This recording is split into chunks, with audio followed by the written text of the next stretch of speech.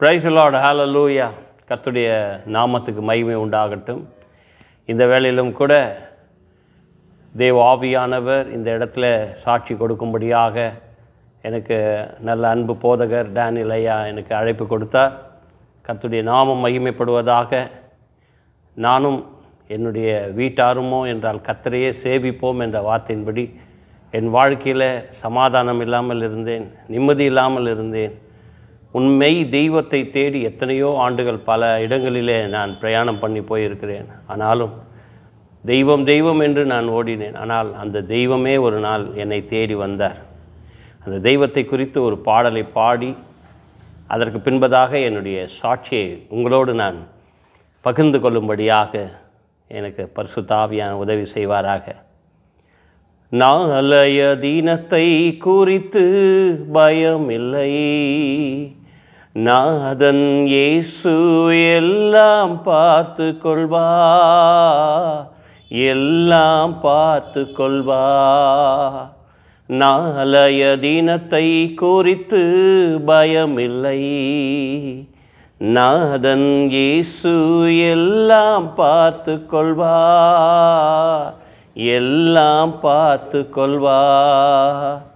தந்தையும் தாயும் என்னை கைவிட்டாலும் கர்த்தர் சேர்த்து கொள்வா. தந்தையும் தாயும் என்னை கைவிட்டாலும் கர்த்தர் சேர்த்து கொள்வா. கர்த்தருக்காய் நான் தினமும் காத்திருப்பே, கர்த்தருக்காய் நான் தினமும் காத்திருப்பே. கவலை எனக்கில்லை, அல்லேலூயா, கலக்கம் எனக்கில்லை. நாளைய தினத்தை குறித்து பயமில்லை, நாதன் இயேசு எல்லாம் பார்த்து கொள்வார், எல்லாம் பார்த்து கொள்வார். எனக்கு பிரியமான என் அன்பு சகோதரா சகோதரியே, நீங்கள் எப்படிப்பட்ட சூழ்நிலையில் பார்த்து கொண்டிருந்தாலும் இது ஏதோ தற்செயலாய் நீங்கள் பார்க்கவில்லை. ஆண்டவர் உங்களை முன்குறித்திருக்கிறார்.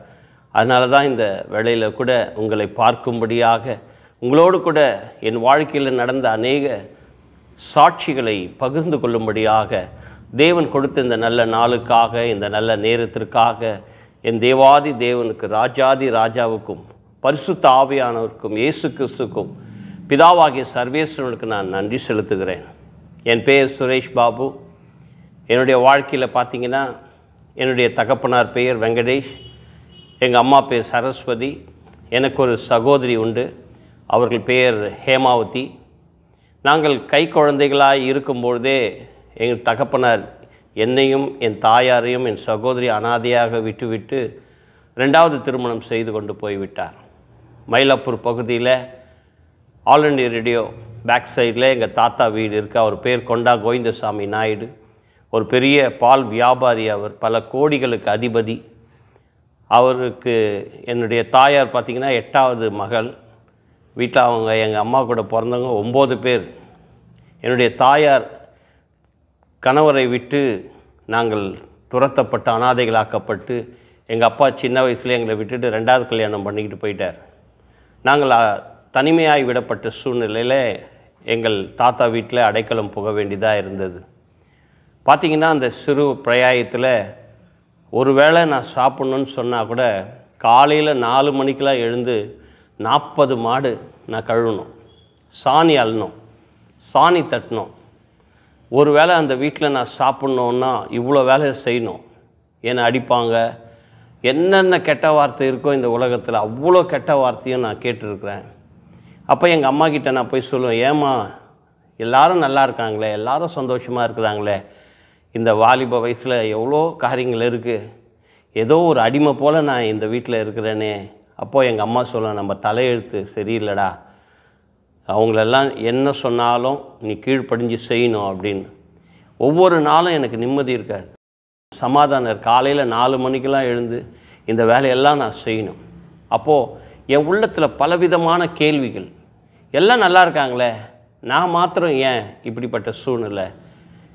இந்த சாட்சியை பார்த்து கொண்டு இருக்கிற உங்கள் வாழ்க்கையில் கூட இப்படிப்பட்ட சூழ்நிலையில் போய் கொண்டு இருக்கலாம். ஆனால் இயேசு உங்களை நேசிக்கிறார். அப்போ பார்த்தீங்கன்னா என் வாழ்க்கையில் ஒரு வெறுமை காணப்பட்டது. நான் இருந்த பகுதி மயிலாப்பூர்.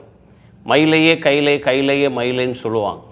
ஏன்னா மயிலாப்பூரில் இருக்கிற அந்த கபாலி அந்த கோவில் போனால் இமயமலையில் இருக்கிற கைலாயநாதரை பார்த்த ஒரு புண்ணியம் கிடைக்கும் அப்படின்னு சொல்லுவாங்க. இங்கேருந்து என்னால் இமயமலைக்கு போகிறதுக்கு கையில் காசு இல்லை. சரி, பக்கத்தில் இருக்கிற அந்த கோவிலுக்கு போகலாம்.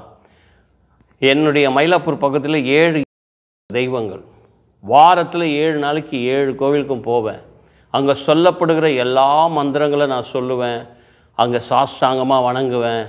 எந்த சித்ரா பௌர்ணமியா அமாவாசை இதுவா எந்த ஒரு இதுவானாலும் கோவிலில் முதல் ஆளாக நான் போய் நிற்பேன்.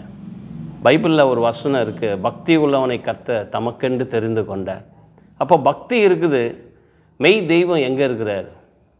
என்னுடைய 23 வயது வரையும் மெய்யான தெய்வத்தை தேடி பல விதமான புண்ணிய நதிகளில் நான் குளிச்சிருக்கிறேன். காசி, ராமேஸ்வரம் என்று சொல்லி புண்ணிய நதிகளெல்லாம் நான் போய் இது பண்ணியிருக்கிறேன். ஆனாலும் என் வாழ்க்கையில் சமாதானம் இல்லை, நிம்மதி இல்லை. எங்கே போனால் நிம்மதி, எங்கே போனால் விடுதலை, எங்கே போனால் மகிழ்ச்சி கிடைக்கும் தெரியல. கண்ணை கட்டி காட்டில் விட்டா போல் இருந்தது. ஆனால் வேதம் சொல்லுகிறது 135வது சங்கீதம் 15வது வசனம், அஞ்ஞானிகளுடைய விக்கிரகங்கள் பொன்னும் வெள்ளியும் மனுஷனுடைய கைவேலையுமாக இருக்கிறது, அவைகள் கண்கள் இருந்து காணாது. பாருங்கள், கோவிலில் இருக்கிற அந்த விக்கிரகங்கள்லாம் பார்த்திங்கன்னா கண் அழகாக மையெல்லாம் வச்சு அழகாக ஜோடித்து அதுக்கு கண் இருக்கும், மூக்கு இருக்கும், வாய் இருக்கும். ஆனால் அது என்ன பண்ணாது? பேசாது. செவி இருந்தும் அது கேட்காது. ஆனால் வேதம் சொல்லுது, கர்த்தர் உன்மேல் கண்களை வைத்து உனக்கு ஆலோசனை சொல்லுகிறார். என் நீதியின் வலக்கரத்தினாலே நான் உன்னை தாங்குவேன், ஏந்துவேன், சுமப்பேன், தப்புவிப்பேன்னு வேதம் சொல்லுது. அப்போ இப்படிப்பட்ட விக்கிரகங்களை நான் பூஜிக்கிறவனாக 1008 மந்திரம், 108 மந்திரம், கந்த சஷ்டி கவசம், பல மந்திரங்களை நான் உச்சரித்தேன். ஆனாலும் என் உள்ளத்தில் ஒரு தெய்வத்தை எப்படியாகிலும் அது ஒரு என்ன சொல்கிறதுன்னா, என் உள்ளத்தில் இருக்கிற பாரத்தை யாருனா கிட்ட போய் சொன்னா என் உள்ளத்தில் ஒரு சமாதானம் கிடைக்குமே, ஒரு நிம்மதி கிடைக்குமே அப்படின்னு சொல்லி ஒவ்வொரு கோவிலாக போவேன். இந்த கோயிலுக்கு போனோமே, சரி நிம்மதி இல்லை, அடுத்த கோயிலுக்கு போகலாம் அப்படின்னு திருப்பதி போனேன், சபரிமலைக்கு மாலை போட்டு போனேன். எந்தெந்த தெய்வங்கள்லாம் சொல்கிறாங்களோ அந்த தெய்வத்தெல்லாம் நான் போய் வணங்குவேன். ஆனால் என் உள்ளத்தில் சமாதானம் இல்லைங்க, நிம்மதி இல்லாமல் 23 வருஷம் அப்படி தான் என் வாழ்க்கையில் நான் இருந்தேன். என்னுடைய தாயார் சொல்லுவாங்க, நீ கோவில் கோயிலாக போடா, உன் வேதனையை சொல்லு. அப்போது காலையில் நான் போய் அந்த மந்திரங்களெல்லாம் நான் உச்சரிக்கும் போதும் என் உள்ளத்தில் நிம்மதி இருக்காது, சமாதானம் இல்லாமல் இருப்பேன். அப்போ எங்கே போனால் தான் சமாதானம்? அப்போது என் வாழ்க்கையில் பார்த்திங்கன்னா நிம்மதி இல்லை. எங்கள் அம்மா என்ன நினச்சாங்க, சரி பிள்ளைங்க படிப்பு படித்தாலாவது நல்ல ஒரு நிலைமைக்கு வரும்ன்ட்டு என்னையும் என் தங்கச்சியும் கொண்டு போய் கார்ப்பரேஷன் ஸ்கூலில் போய் சேர்த்தாங்க. அங்கே மத்தியானம் பார்த்திங்கன்னா சத்து உணவு போடும். அந்த சத்து உணவை சாப்பிட்டுட்டு தான் அநேக வேளையில் நான் அந்த சாப்பாடுக்காகவே நான் சில நேரங்களில் காத்து கிடப்பேன். நான் அப்போது என் உள்ளத்தில் பல விதமான கேள்விகள். படிக்கணும், நல்ல ஒரு நிலைக்கு போகணும். பார்த்திங்கன்னா நான் போட்டிருக்க அந்த யூனிஃபார்மில் 2-3 இடத்துல கிழிஞ்சிருக்கும். ஃப்ரெண்ட்ஸ் எல்லாம் என்ன பண்ணுவாங்க, போஸ்ட் பாக்ஸ் வந்திருக்கா அப்படின்னு சொல்லி பேப்பரை மடித்து அந்த என்னுடைய டவுசரில் போட்டு என்னை கிண்டல் பண்ணுவாங்க. பலவிதமான வேதனையின் வழியாக தான் நான் போனேன். உபத்திரவத்தின் குகையில் நான் உன்னை தெரிந்து கொண்டேன்னு வேதம் சொல்லுது. அப்போ பார்த்திங்கன்னா இப்படிப்பட்ட பாதையில் போகும்போது எங்கள் அம்மா கிட்ட சொல்லாமா, இந்த வாரம் படிக்கிற பசங்கள்லாம் ஃபீஸ் கட்டுறாங்கம்மா, புக்ஸு வாங்கினா என்கிட்ட எதுவுமே இல்லை அப்படின்னும்போது என் வாழ்க்கையில் ஒவ்வொரு நாளும் இப்படிப்பட்ட உபத்திரவத்தின் வழியில் தான் நான் போய் கொண்டு இருந்தேன். நான் பாருங்கள், காலையில் அந்த மாடெல்லாம் கழுவிட்டு சாணி அள்ளி அந்த வேலையெல்லாம் செய்துட்டு நான் ஸ்கூலுக்கு போனால் என் மேலே ஒரே சாணி நாற்று அடிக்கும். ஒருத்தர் என் பக்கத்தில் வர முடியாது. டேய் போடா அந்த பக்கம் அப்படின்னு சொல்லி என்னை தள்ளி விடுவாங்க, அவமானப்படுத்துவாங்க. எங்கள் வீட்டில் ஒரு திருமண பந்தத்தில் ஒரு திருமண காரியம்னா எங்கள் அம்மா போய் ஒரு விளக்கேற்றினா கூட, நீ வாழ வெட்டி நீ வந்து விளக்கேற்றினா இந்த திருமண காரியமே நடக்காதுன்னு சொல்லி என் தாயார் அவமானப்படுத்துவாங்க. எங்களையும் இவன் பிறந்ததுலேருந்து இவனுக்கு ஒரு நல்ல வாழ்க்கை கிடையாது, இவன் தத்ரம் பிடிச்சவன், இவன் சபிக்கப்பட்டவன் அப்படின்னு சொல்லி என்னை வீட்டை விட்டு வெளியே அனுப்புவாங்க. யாருமே வீட்டில் சேர்த்துக்க மாட்டாங்க. என் உள்ளம் அப்படியே உடைஞ்சி இருக்கும். வசனம் சொல்லுது, எளியவருடைய ஜெபத்தை அவர் கேட்குறார். சிறுமைப்பட்டவன் மீது சிந்தை உள்ளவன் பாக்கியவான். அப்போ என் மேலே எந்த தெய்வமாவது ஒரு இரக்கம் காட்டாதா, யார் கண்களில் எனக்கு ஒரு தயவு கிடைக்காதான்னு சொல்லி எவ்வளோ இடங்களில் நான் போனேன். எப்படியோ நான் படித்து +2 முடிச்சுட்டு நேராக காலேஜுக்கு போயிட்டேன். காலேஜில் அந்த ஏசி ரெஃப்ரிஜரேஷன் டிப்ளமோ கோர்ஸு 2 வருஷம். அதுக்கு படிக்கிறதுக்கு பார்த்திங்கன்னா ஃபீஸு கிட்டத்தட்ட 20,000 ரூபாய் கிட்ட ஆகும். என்கிட்ட பணம் இல்லை, எங்கள் அம்மாக்கிட்டேயும் இல்லை. அப்போ நான் போய் வீடு வீடாக போய் பால் கொடுப்பேன். அங்கே இருக்கிற சில நபர்கள் எனக்கு என்ன பண்ணுவாங்க, இப்படிப்பட்ட கஷ்டப்படுறேன்னு சொல்லிட்டு அவங்க என்ன பண்ணுவாங்க, எனக்கு சில பண உதவிகள்லாம் செய்து அந்த காலேஜில் படிக்கிறதுக்கு அவங்கெல்லாம் எனக்கு உதவி செய்தாங்க. அந்த காலேஜில் நான் படிச்சுட்டு இருக்கும்போது பார்த்திங்கன்னா எனக்கு எப்போவுமே பயங்கர டென்ஷன் ஆகும். நான் கொஞ்சம் அந்த பாக்ஸிங் ட்ரைனிங்லாம் கொஞ்சம் போயிட்டு இருந்தேன் அந்த நடுவில் எனக்கு கிடைச்ச நேரங்களில். அப்போது என் கூட படிக்கிற நண்பருக்கும் எனக்கும் சண்டை வந்தோடனே ஒரு குத்து விட்டேன். எனக்கு ஒரு வெறி, ஏதோ ஒரு சண்டை. அப்போது என் நண்பன் மனோகர்னு சொல்லி, என்னடா பேசிக்கிட்டே இருக்கும்போது கை நீட்டுற அப்படின்னு. இல்லைடா, எனக்கு ஏதோ எரிச்சலாக இருக்குது. கோயிலுக்கு போகிறேன், மந்திரங்களை படிக்கிறேன், எவ்வளோ பரிசுத்தவான்களுடைய விவேகானந்தருடைய புஸ்தகம், ராமகிருஷ்ண பரமஹம்சர், இவங்க புக்கெல்லாம் நான் படிக்கிறேன். ஆனால் என் உள்ளத்தில் இருக்கிற ஏதோ ஒரு கோபம் என்னை ஆட்டி படைக்குது. ஏதோ ஒரு வெறுமை, ஏதாவது நான் பண்ணிடுறேன், எனக்கு யாருன்னா அடிச்சிடணும் போல், யாருன்னா ரத்தத்தை பார்த்துணுன்ற மாதிரி ஒரு வெறி வருது, என்ன பண்ணணும்னு தெரியலடா அப்படின்னும்போது அவன் சொன்னான், மெய்யான தெய்வம் ஒருத்தர் இருக்கிறாரா, பேசுகிற ஒரு தெய்வம் இருக்கிறாரு, அவரை போய் பார்க்கலாம், நீ வரியா அப்படின்னா. இவ்வளோ நாளாக நான் கல்லையும் மண்ணையும் வணங்கிட்டு இருந்தேன். பேசுகிற ஒரு தெய்வம் ஒருத்தர் இருக்கிறாருன்னொன்னே ரொம்ப எனக்கு எக்ஸைட்டிங்காக இருந்தது, ரொம்ப சந்தோஷமாக இருந்தது. இந்த தெய்வத்தை எப்படியாவது போய் பார்க்கணும். ஏன்னா பேசுகிற தெய்வம் சொல்லும்போது கண்டிப்பாக அவர் உட்காந்து பொறுமையாக, உனக்கு என்ன பிரச்சனை, உனக்கு எந்த சூழ்நிலையில் நீ இருக்கிற அப்படின்னு சொல்லி ஒரு ஆறுதலான வார்த்தை பேச மாட்டாங்களா?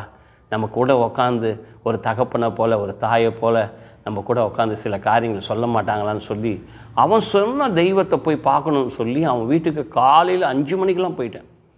அவன் பார்த்தீங்கன்னா, நீ என்னடா இந்த கலர் ட்ரெஸ்ஸில் வந்திருக்கிற, இதில் வந்தால் வேலைக்கு ஆகாது, நான் ஒரு ட்ரெஸ் வச்சுருக்கேன், இதை போடுறியா அப்படின்னு. என்னடான்னு பார்த்தா சிவப்பு ஷர்ட்டு, சிவப்பு வேஷ்டி, நெத்தியில் பார்த்திங்கன்னா ஒரு பெரிய பட்டையெல்லாம் போட்டு, என்னை பார்த்திங்கன்னா இந்த மேல்மருவத்தூர் கோவில்கிட்ட ஒரு பெரிய சாமியார், செவ்வாடை பக்தர், அது எல்லாருக்கும் சொன்னாலே தெரியும், அந்த சாமியார்கிட்ட என்னை கொண்டு போய் விட்டான். நான் இவ்வளோ நாள் விக்கிரகங்களை பார்த்து கொண்டு இருந்த எனக்கு ஒரு மனுஷனை பார்த்தோன்னே சாஷ்டாங்கமாக காலில் போய் விழுந்துட்டேன். அங்கே சொல்கிற மந்திரங்கள், அங்கே சொல்கிற சில சம்பிரதாயங்கள் எல்லாவற்றையும் நான் கற்று தேர்ந்தேன்.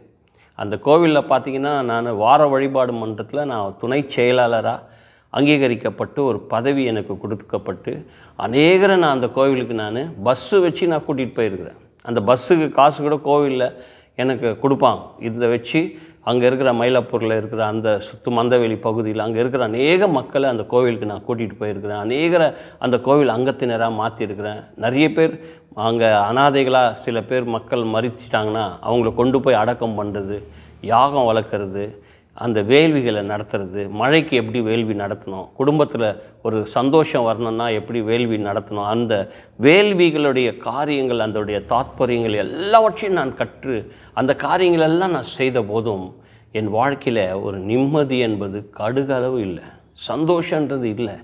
அப்போது என் உள்ளத்தில் பலவிதமான கேள்விகள். அப்போது ஒரு நாள் இந்த சாமியார்கிட்ட நான் போய் கேட்டேன், என் உள்ளத்தில் நிம்மதி இல்லை, எங்கள் வீட்டில் ஒரு வெறுமை இருக்குது. அப்போ அவர் சொன்னார், அடுத்த வாரம் அம்மாவுக்கு பாத பூஜை பண்ணுறாங்க, பாத பூஜையில் கலந்துக்கிட்டால் 25,000 ரூபாய் நீ கட்டினன்னா உன் பாவமெல்லாம் போயிடும்.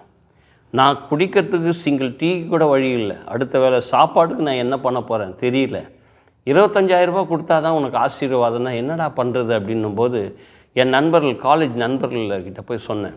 எல்லோரும் என்ன பண்ணாங்க, டேய் நீ கோவிலுக்கு போகிறடா, அடிக்கடி நீ செவ்வாடையில் போகிறது நாங்கள் பார்த்துருக்குறோம், உனக்கு என்ன உதவி சொல்லு, நாங்கள்லாம் செய்கிறோம். இல்லைடா, நம்ம அடுத்த மாதம் வர செமஸ்டர் எக்ஸாமில் நம்ம எல்லாம் நல்ல மார்க் வாங்கணும் அப்படின்னா இந்த கோவிலில் ஒரு பூஜை நடக்குது, நம்ம போய் எல்லாம் கலந்துக்கலாம். எல்லோரும் 500 1000 கொடுத்தாங்க பாருங்கள். கிட்டத்தட்ட 25,000 ரூபாய் கொண்டு போய் கோவிலில் கட்டினேன். எல்லோரும் கட்டினோன்னே என்கிட்ட ஒரு டோக்கன் கொடுத்தாங்க, ஒரு வெள்ளி சொம்பில் மினரல் வாட்டர். எல்லோரும் க்யூவில் நிற்கிறாங்க, நானும் நிற்கிறேன். எல்லாம் காலை கழுவுறாங்க, நானும் காலை கழுவுறேன். எப்படியாவது அவர் காலை கழுவிட்டா என் வாழ்க்கையில் இருக்கிற பாவமெல்லாம் போயிடுமே. நான் என் நண்பரில் கூப்பிட்றேன், டேய் ஸ்ரீதர், நீ 500 கொடுத்தல, டேய் ஆறுமுகம் நீ 1000 கொடுத்தல, நீ வாடா அப்படின்ட்டு கிட்டத்தட்ட 10-15 பேர் என் நண்பர்களை கூட்டிகிட்டு போயிருந்தோம். எல்லோரும் அந்த காலை கழுவுறோம். உங்களுக்கு ஒன்று தெரியுங்களா, நாங்கள் இருக்கிற பகுதி பார்த்திங்கன்னா இந்த மயிலாப்பூரில் பெரிய ஒரு ஆறு ஒன்று ஓடிக்கிட்டு இருக்குது, கூவம் ஆறு. அந்த பக்கத்தில் போனாலே பேட் ஸ்மெல்லாக இருக்கும். எதுக்கு நான் இதை சொல்கிறேன் அப்படின்னா, அந்த தண்ணி பார்த்திங்கன்னா காவா தண்ணி போல் மாறிடுச்சு. அந்த தண்ணி கருப்பாக இருக்குது, கிட்ட போக முடியல. ஆனாலும் எனக்கு 25,000 கொடுத்து கழுவி இருக்கிறோமே. அந்த தண்ணி எடுத்து ஒரு சொம்பில் ஊற்றி நான் இது பண்ணும்போது அங்கே இருக்கிறவங்க சொல்கிறாங்க, தம்பி என்ன பண்ணுறீங்க, நீங்கள் கழுவிட்டு போயிடணும். இல்லை 25,000 கொடுத்து கழுவி இருக்குது, நான் போக மாட்டேன்.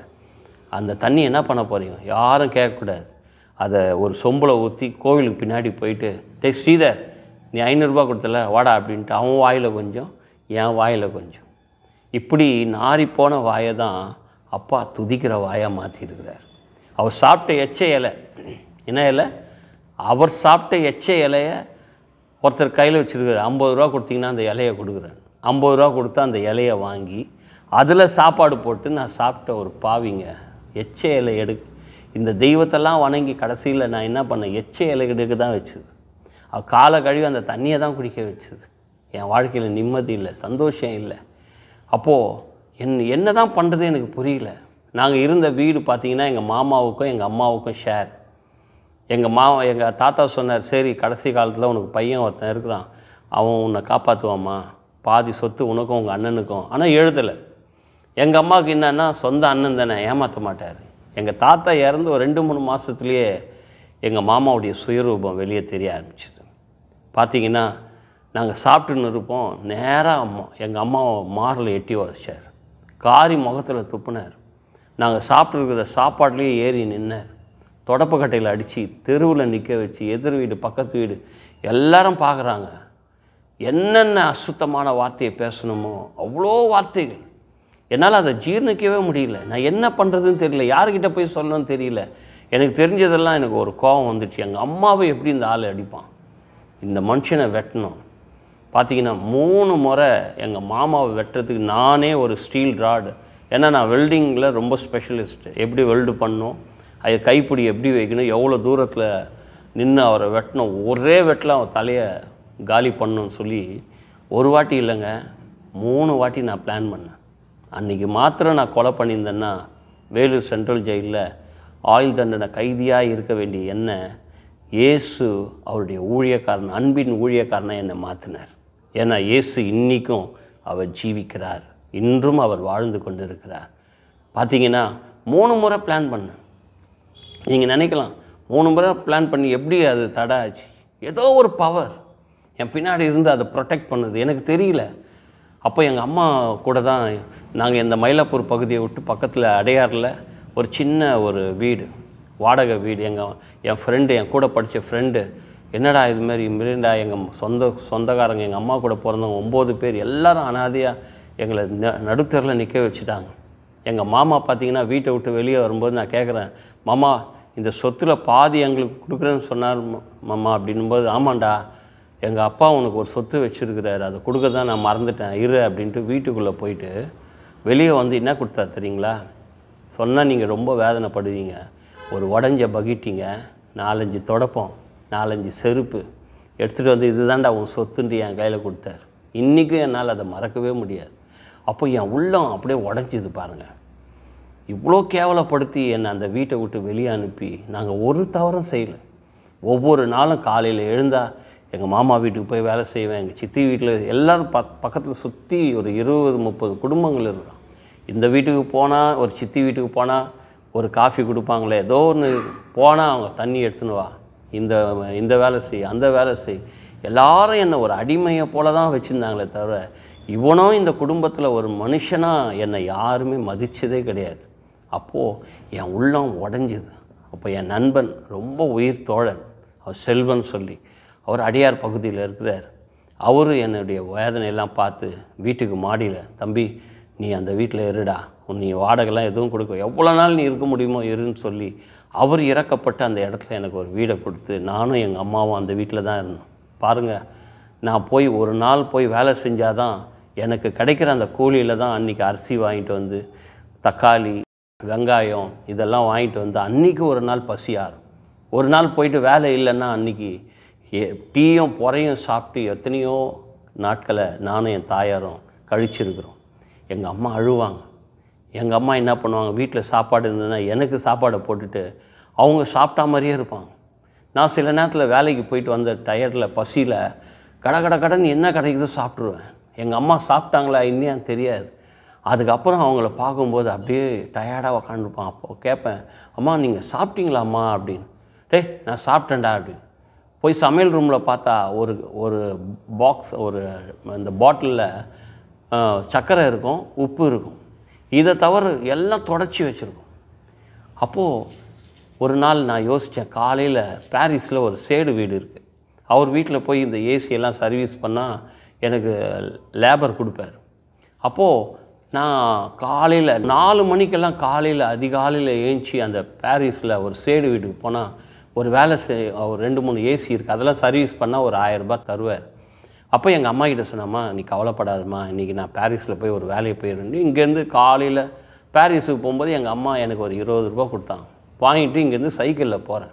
பாருங்கள், அங்கே போனால் வீடு பூட்டி இருக்குது. பக்கத்து வீட்டில் இருக்கிறவங்க சொல்கிறாங்க, தம்பி அவங்க காலையிலே எங்கேயோ அர்ஜென்ட்டாக போயிட்டாங்கப்பா, வர்றதுக்கு 10 நாள் ஆகும். என்ன பண்ணுறது, இங்கேருந்து போயிட்டேன். அந்த வேலையை செஞ்சு ஒரு 1000 ரூபாய் கிடச்சிதுன்னா இன்றைக்கி ஒரு வீட்டுக்கு அரிசியோ பருப்போ ஏதோ வாங்கிட்டு போய் ஒரு தாய்க்கு ஒரு நல்ல ஆகாரம் கொடுக்கலாமேன்னு சொல்லி என்னுள்ள மனசெல்லாம் உடஞ்சிடுச்சு.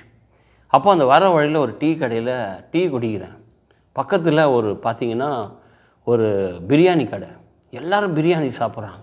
அந்த ஸ்மெல்லு என்னால் கண்ட்ரோல் பண்ண முடியல. அப்படியே பார்க்குறேன், எல்லோரும் சாப்பிட்டுட்டு இருக்கிறாங்க. யாருன்னா எனக்கு அந்த ஒரு பிரியாணி வாங்கி கொடுக்க மாட்டாங்களா அப்படின்ட்டு பார்க்குறேன். என் மனசெல்லாம் உடஞ்சிடுச்சு.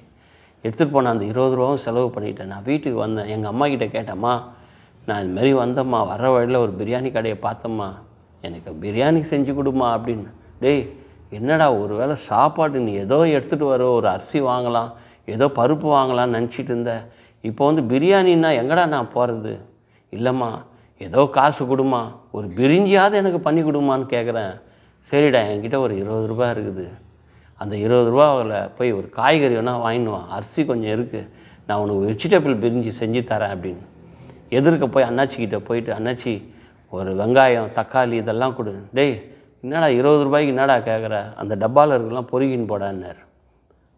எனக்கு எதுவுமே தெரியல. எல்லாத்தையும் ஒரு கவரில் போட்டு வீட்டுக்கு எடுத்துன்னு வந்து கொடுத்து, அம்மா காய்கறி எடுத்துன்னு வந்தேன். டேய் என்னடா எல்லாமே புழு பூத்துருக்குது, எனக்கு அதெல்லாம் தெரியாது, நீங்கள் அதை சமைச்சு எனக்கு கொடுங்க, நான் சாப்பிட்ணும், எனக்கு ரொம்ப பசி எடுக்குதுமான்ட்டு ஓன்னு அழுகுறேன்.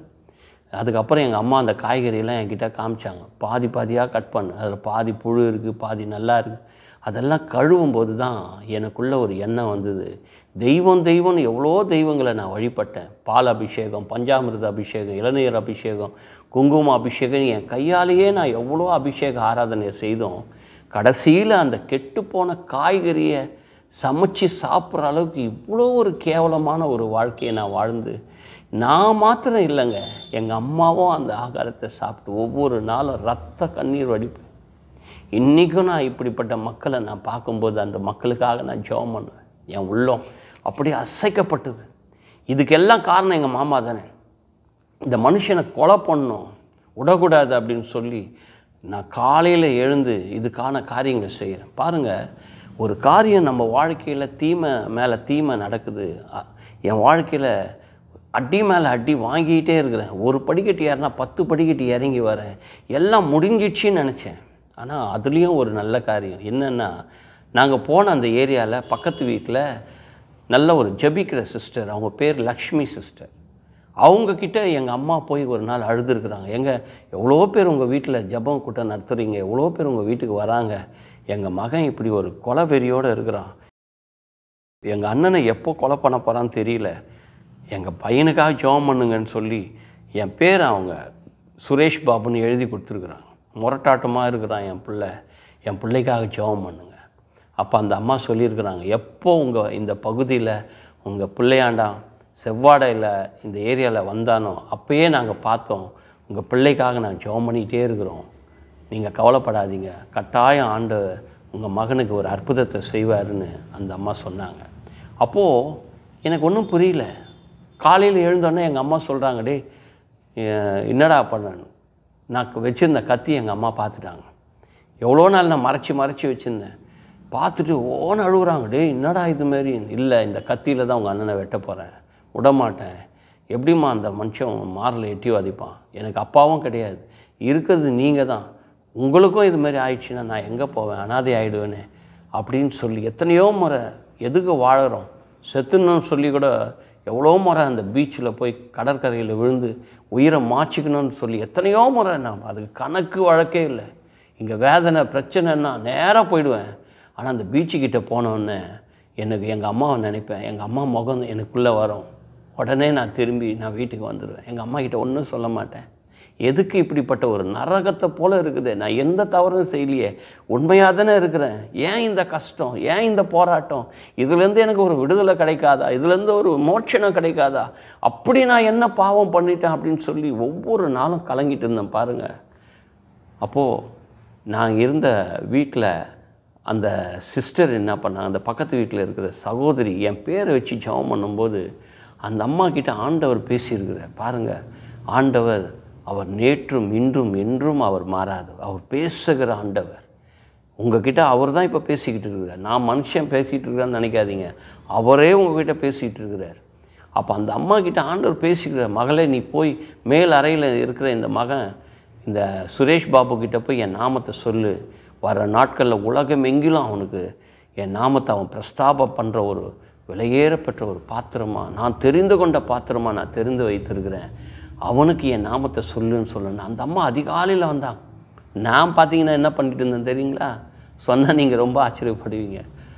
எங்கள் மாமாவை கொலை பண்ணணும், செவ்வாடெல்லாம் போட்டு பட்டெல்லாம் வச்சுக்கிட்டு போய் அந்த சாமியார்கிட்ட போய் ஆசீர்வாதம் ஒரு எலுமிச்சம்பழம் வாங்கிட்டு வந்தோடனே எங்கள் மாமாவை இன்றைக்கி எப்படியாவது தீர்த்து கட்டிடணும், வீட்டில் பூந்தாவது வெட்டணும். அவரை மாத்திரம் இல்லை, அதை தடுக்க வந்து அவங்க பிள்ளைங்க அவங்க மனைவி யாருன்னா தடுக்க வந்து அவங்களையும் வெட்டணும்னு சொல்லி ஒரு பயங்கரமான ஒரு கொலை வெறியின் ஆவியோடு நான் அன்றைக்கி இருந்தேன் பாருங்கள். சரியான நேரத்தில் அந்த தாயார் அதிகாலையில் வந்து கதவை தட்டினாங்க. கதவை திறந்தோன்னே அந்த அம்மா சொன்ன வார்த்தை என்ன தெரியுங்களா, இயேசு உங்களை நேசிக்கிறார். எனக்கு அந்த அம்மா அன்றைக்கி சொன்ன வார்த்தை இன்றைக்கும் நீங்கள் பார்த்துட்டு இருக்கிறீங்க, உங்களையும் இயேசு நேசிக்கிறார், உங்கள் மேலே ஆண்டவர் மனதுருக்கமாக இருக்கிறார், உங்கள் மேலே இரக்கமாக இருக்கிறார். அப்போ அந்த தாயார் சொன்னாங்க பாருங்கள், இயேசுன்னு சொன்னாங்க பாருங்கள். இன்றைக்கி என்னால் மறக்க முடியாதுங்க. 23 வருஷத்துக்கு முன்னாடி அந்த அம்மா எனக்கு சொன்ன இயேசுன்னாங்க பாருங்கள். அந்த நாமம் விலையேறப்பெற்ற நாமம், மேலே வானத்திலும் கீழே பூமியிலும் எல்லா நாமத்துக்கு மேலான நாமம் இயேசு என்கிற விலையேறப்பெற்ற அந்த நாமம்.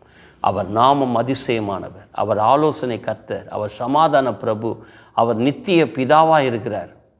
பாருங்கள், அந்த அம்மா சொன்னணும் சொல்ல முடியாத மகிழ்ச்சி. எத்தனையோ நாமங்களை நான் உச்சரிச்சிருக்கிறேங்க. 33 கோடி தெய்வங்கள் இருக்குன்னாங்க. எல்லா தெய்வத்துடைய பேரெல்லாம் நான் உச்சரிச்சிருக்கிறேன். அப்போல்லாம் வராத சந்தோஷம், அப்போல்லாம் வராத ஒரு மன மகிழ்ச்சின்னு சொல்ல முடியும். ஆமென். அந்த நேரத்தில் வந்தது பாருங்கள், அந்த அம்மா முழங்கால் படிக்கிட்டு, தம்பி உனக்காக நான் ஜெபம் பண்ணுறேன், இயேசு உன்னை நேசிக்கிறார், எதிர்காலம் ஆசீர்வாதமாக இருக்கும், மீகா 7:15 நான் உன்னை அதிசயங்களை காண பண்ணுவேன்னு அந்த அம்மா சொன்னாங்க. அழுத்தம் திருத்தமாக சொன்னாங்க. அப்போது அந்த அம்மா ஜெபம் பண்ணோம், கண்ணீர் விட்டு ஜெபம் பண்ணுறாங்க. என்னை கண்ணு மூடுன்றாங்க, ஆனால் கண்ணை திறந்து அந்த அம்மாவே நான் பார்த்துட்டு இருந்தேன். அந்த அம்மா எனக்காக பாரத்தோடு ஜெபம் பண்ணிட்டு போயிட்டாங்க. திரும்பவும் நான் செவ்வாடெல்லாம் போட்டு பட்டையெல்லாம் அடிச்சுட்டு திருப்பி எங்கே போகிறேன்னா அந்த கோவிலுக்கு தான் போகிறேன். சொல்லுவாங்க பெரியவங்க, நாயை என்ன தான் கழுவி நடு வீட்டில் வச்சாலும் அது போகிற இடத்துக்கு தான் போகணுவாங்க பாருங்கள். அதுபோல் இவ்வளோ நேரம் அந்த அம்மா கிட்ட வார்த்தையை கேட்டுட்டு திருப்பி நான் எங்கன்னா அந்த கோவிலுக்கு தான் போகிறேன். அந்த சாமியார்கிட்ட போய் நான் அழுகுறேன், காலில் விழுந்து அழுகுறேன். எதுவுமே இல்லை, அடுத்த வேளை சாப்பாட்டுக்கு பிச்சை எடுக்கிற நிலையில் நான் இருக்கிறேன். நான் என்ன பண்ணுறது எனக்கு ஒன்றும் புரியல. கண்ணை கட்டி காட்டில் விட்டது போல் இருக்குது. எல்லாரும் கைவிட்டாங்க, இருக்கிற சொந்த பந்தம் எல்லாரும் எங்களை அனாதையாக விட்டுட்டாங்க. என்ன செய்கிறதுன்னு எனக்கு தெரியல, நீங்கள் தான் கெதின்னு சொல்லி நான் வந்திருக்கிறேன், எனக்கு ஒரு வழியை காட்டுங்கன்னும் போது அவர் சொன்னார், உன் வீட்டில் ஒரு யாகம் நடத்தணும், ஒரு வேள்வி நடத்தணும், அதை பண்ணனா நீ பெரிய குபேரன் ஆகிடுவேன். எனக்கு ஒரே சந்தோஷம். அடடா, இப்படிப்பட்ட யாகம் நம்ம வீட்டில் நடந்தால் எவ்வளோ நல்லாயிருக்கும். அப்போ அவர் சொன்னார், நாளைக்கு அடுத்த வாரம் உங்கள் வீட்டுக்கு நான் வரேன் தம்பி அப்படின்னாங்க. பார்த்தீங்கன்னா நான் வெளியே வரேன், அவருடைய பிஏ வந்து சொல்கிறாரு, மற்றவங்களாக இருந்தால் அம்மா 1 லட்சம் கேட்பாங்க, உனக்காக அவங்க டிஸ்கவுண்ட் பண்ணி நீ ஜஸ்ட் ஒரு 30,000 கொடுத்தா போதும், உன் வீட்டுக்கு அவங்க வேள்வி நடத்த வராங்க. அப்போ நான் சொன்னேன், ஐயா நான் மயிலாப்பூர்லேருந்து இந்த கோவிலுக்கு வரத்துக்கு அங்கே வர ஒரு லாரிக்காரன் பின்னாடி நான் ஏறி உக்காந்துட்டு அந்த லாரியில் வந்தேன். வர வழியில் அந்த லாரிக்காரன் என் மேலே இறக்கப்பட்டு ஒரு பன்னும் ஒரு டீயும் வாங்கி கொடுத்தாயா. திருப்பி நான் போகிறதுக்கு கூட என்கிட்ட காசு இல்லையா. என்கிட்ட இவ்வளோ பணம் 30,000 கேட்டிங்கன்னா நான் எங்கேயா போவேன், எப்படியாவது வருவாங்களா அப்படின்னு கேட்டேன். பணம் இருந்தால் பேசு, இல்லைன்னா இதை பற்றி பேசாத. அப்போ தான் நினச்சேன், இது உண்மையான தெய்வம் இல்லை, பணம் பறிக்கிற கூட்டம். அப்போ தான் நான் கண்டுபிடிச்சேன். அப்போது ஒரு நல்ல காரியம் என் வாழ்க்கையில் என்ன நடந்தது தெரியுங்களா? அந்த கோவிலுக்கு எதிர்க்க ஒரு பெரிய தெப்ப குளம் இருக்குது. இன்றைக்கும் நீங்கள் அந்த பக்கம் போனீங்கன்னா பார்க்கலாம். அந்த கோவில் தெப்ப குளத்தில் இறங்கி 3 வாட்டி முங்கி எழுந்திரிச்சேங்க. எப்படி நாகம்மான் குஷ்டன் நீங்கிறதுக்கு அவன் தண்ணியில் முங்கி எழுந்திரிச்சான், அதுபோல் 3 வாட்டி முங்கி எழுந்திரிச்சேன்.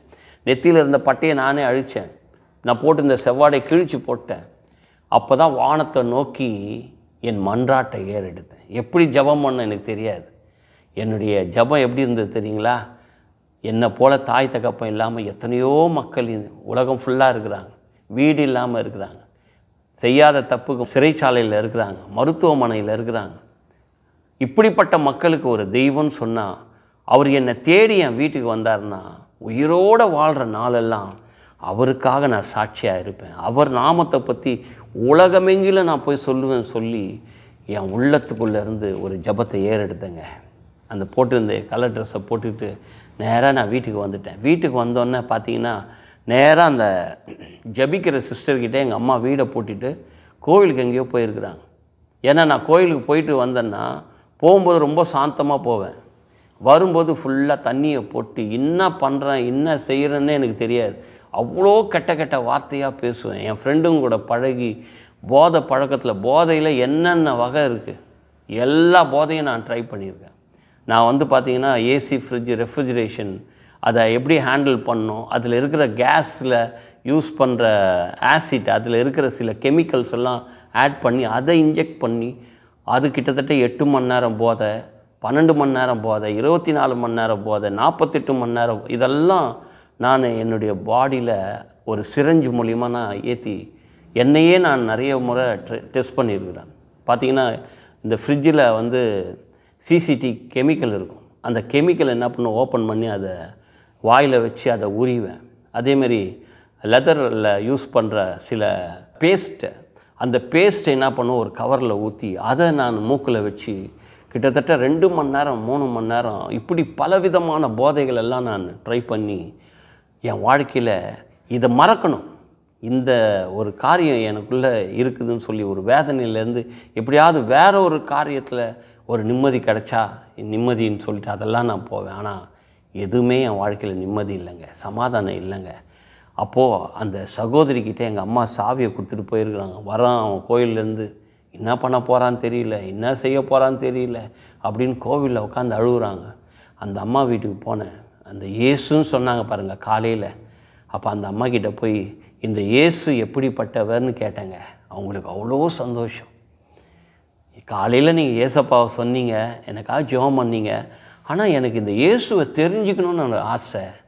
அப்போ அவங்க கணவரை பார்த்து சொன்னேன், ஏங்க இன்றைக்கி நான் சாப்பாடு செஞ்சு தம்பிக்கு நான் போட போகிறேன், நல்ல ஒரு அருமையான ஒரு பிரியாணி செஞ்சு எனக்கும் எங்கள் அம்மாவுக்கும் கொடுத்தாங்க.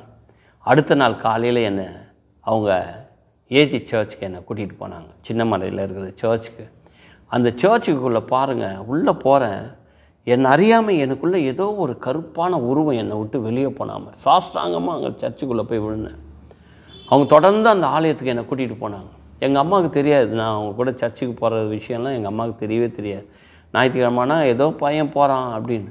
ஆனால் எனக்குள்ளே இயேசு ஏதோ ஜாதியை மாற்றுறவரோ மதத்தை மாற்றுறவரோ இல்லைங்க, அவர் மனதை மாற்றுகிறவர். மனம் திரும்புங்கள், பரலோக ராஜ்யம் சமீபமாக இருக்குது. அப்போ பாருங்கள், தீய பாதையில் போயிட்டு இருந்தேன். அங்கே சொல்லப்படுகிற வார்த்தைகள் உள்ளே போனோன்னு அன்றைக்கி பிரசங்கமே, வருத்தப்பட்டு பாரம் சுமப்பொருளை நீங்கள் எல்லோரும் என்னிடத்தில் வாருங்கள், நான் உங்களுக்கு இளைப்பாறலை தருகிறேன். அப்போ என்னடா இது, ஏதோ எனக்கே சொன்ன மாதிரி இருக்குதே, சர்ச்சில் பண்ணுற பிரசங்கம், அந்த பைபிளில் சொல்கிற வார்த்தை, இது எல்லாமே எனக்காக சொல்லப்பட்டது போல் இருக்குது, எனக்காக எழுதப்பட்டது போல் இருக்குது அப்படின்னு சொல்லி ஒவ்வொரு நாளும் அந்த ஞாயிற்றுக்கிழமை எப்போ வரும், எப்போ சர்ச்சுக்கு போகலாம், எப்போ வார்த்தையை கேட்கலாம், அங்கே எப்போ பிரசங்கம் கேட்கலாம், காலையில் 5 மணின்னா 4:45 போய் கோயிலில் சர்ச்சில் போயிருப்பேன் நான். எப்போ பிரசங்கம் பண்ணுவாங்க, பிரசங்கியார். அப்போ அங்கே வரும்போது அந்த அம்மா சொன்னாங்க, இயேசு இங்கே உலாவி கொண்டு இருக்கிறார். எனக்கு என்ன ஆசைன்னா, கோவிலுக்கு போனால் அங்கே சாமியார் செவ்வாடையில் இருக்கிற மாதிரி, சர்ச்சுக்கு போனால் இயேசுநாதர் நான் நிறைய படங்கள் எல்லாம் பார்த்துருக்குறேன். தாடிலாம் வச்சுக்கிட்டு பெரிய ஃபங்கெல்லாம் வச்சுருப்பார்.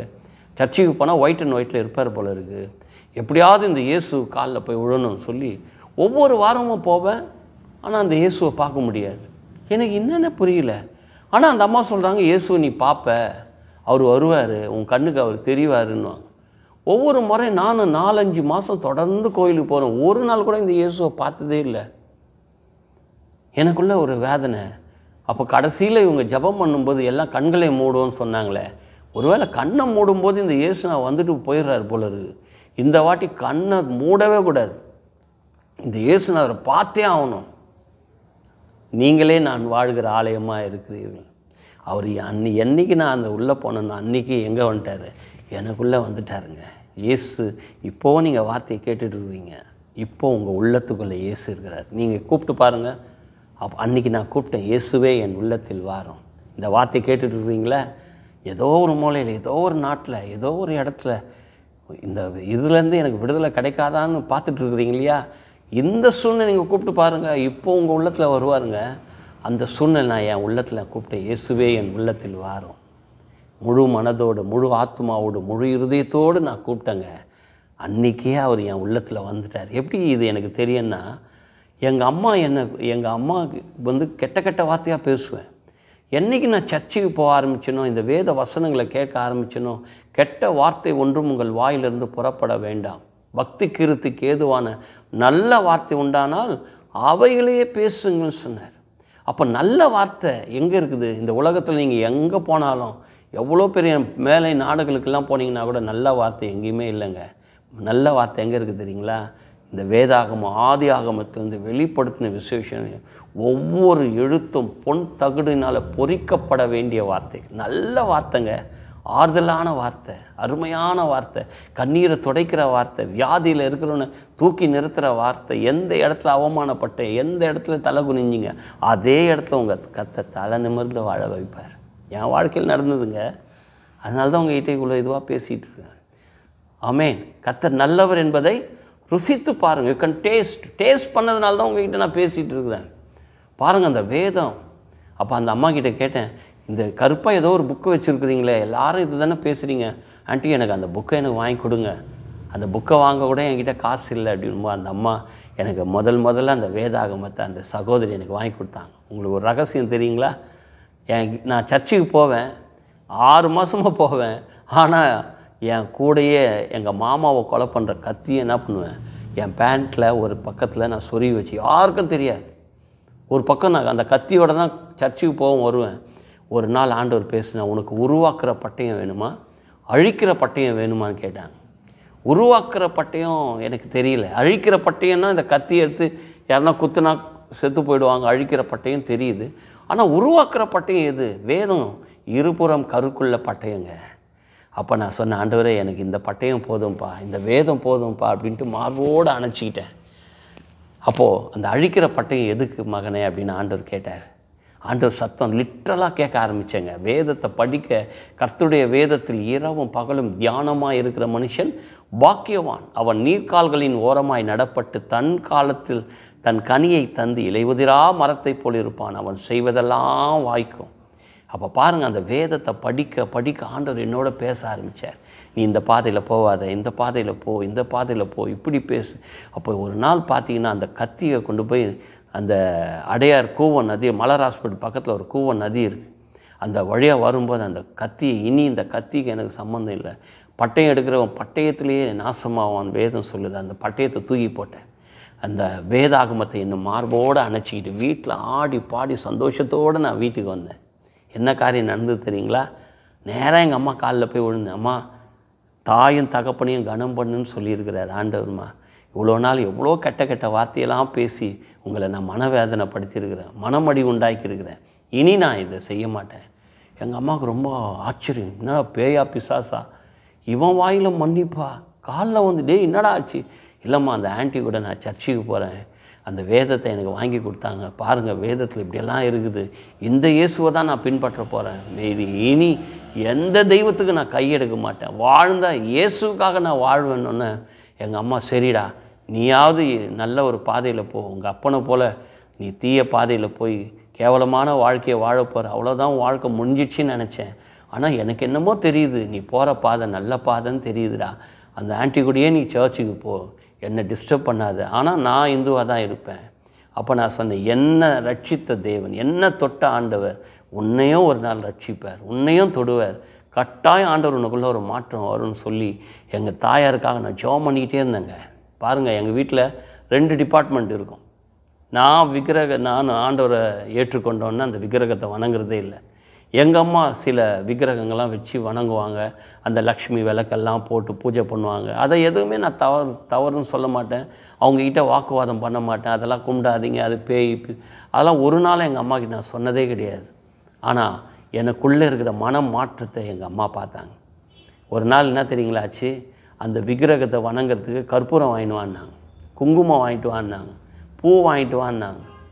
பாருங்கள், நான் எல்லாத்தையும் வாங்கிட்டு போய் எங்கள் அம்மாக்கிட்ட ஒரு முகம் கோச்சிக்கல போய் அவங்கக்கிட்ட கற்பூரம் அந்த குங்குமம் எல்லாம் வாங்கி கொடுக்கும்போது என்ன சொன்னது தெரியுங்களா, இதுதாம்மா நீ கடைசியாக ஏற்றுற கற்பூரம், இது நீ வைக்கிறது, இதுதான் கடைசி பூ, இதுதான் கடைசி குங்குமம், இதுதான் கடைசி சந்தனம் அப்படின்னு சொல்லி எங்கள் அம்மாக்கிட்ட வாங்கி கொடுத்தேன். எங்கள் அம்மா என்னடா எல்லாமே கடைசி கடைசி, நீங்கள் வைங்க, என் தெய்வம் ஜீவனுள்ள தெய்வம். யோபு சொல்கிறார்ல, என் மீட்பர் உயிரோடு இருக்கிறார், இயேசு இன்றும் அவர் ஜீவித்து கொண்டு இருக்கிறார், இன்றும் அவர் வாழ்ந்து கொண்டு இருக்கிறார், இன்றும் இயேசு தம்முடைய ஜனங்களை அவர் சந்தித்து கொண்டு இருக்கிறார்.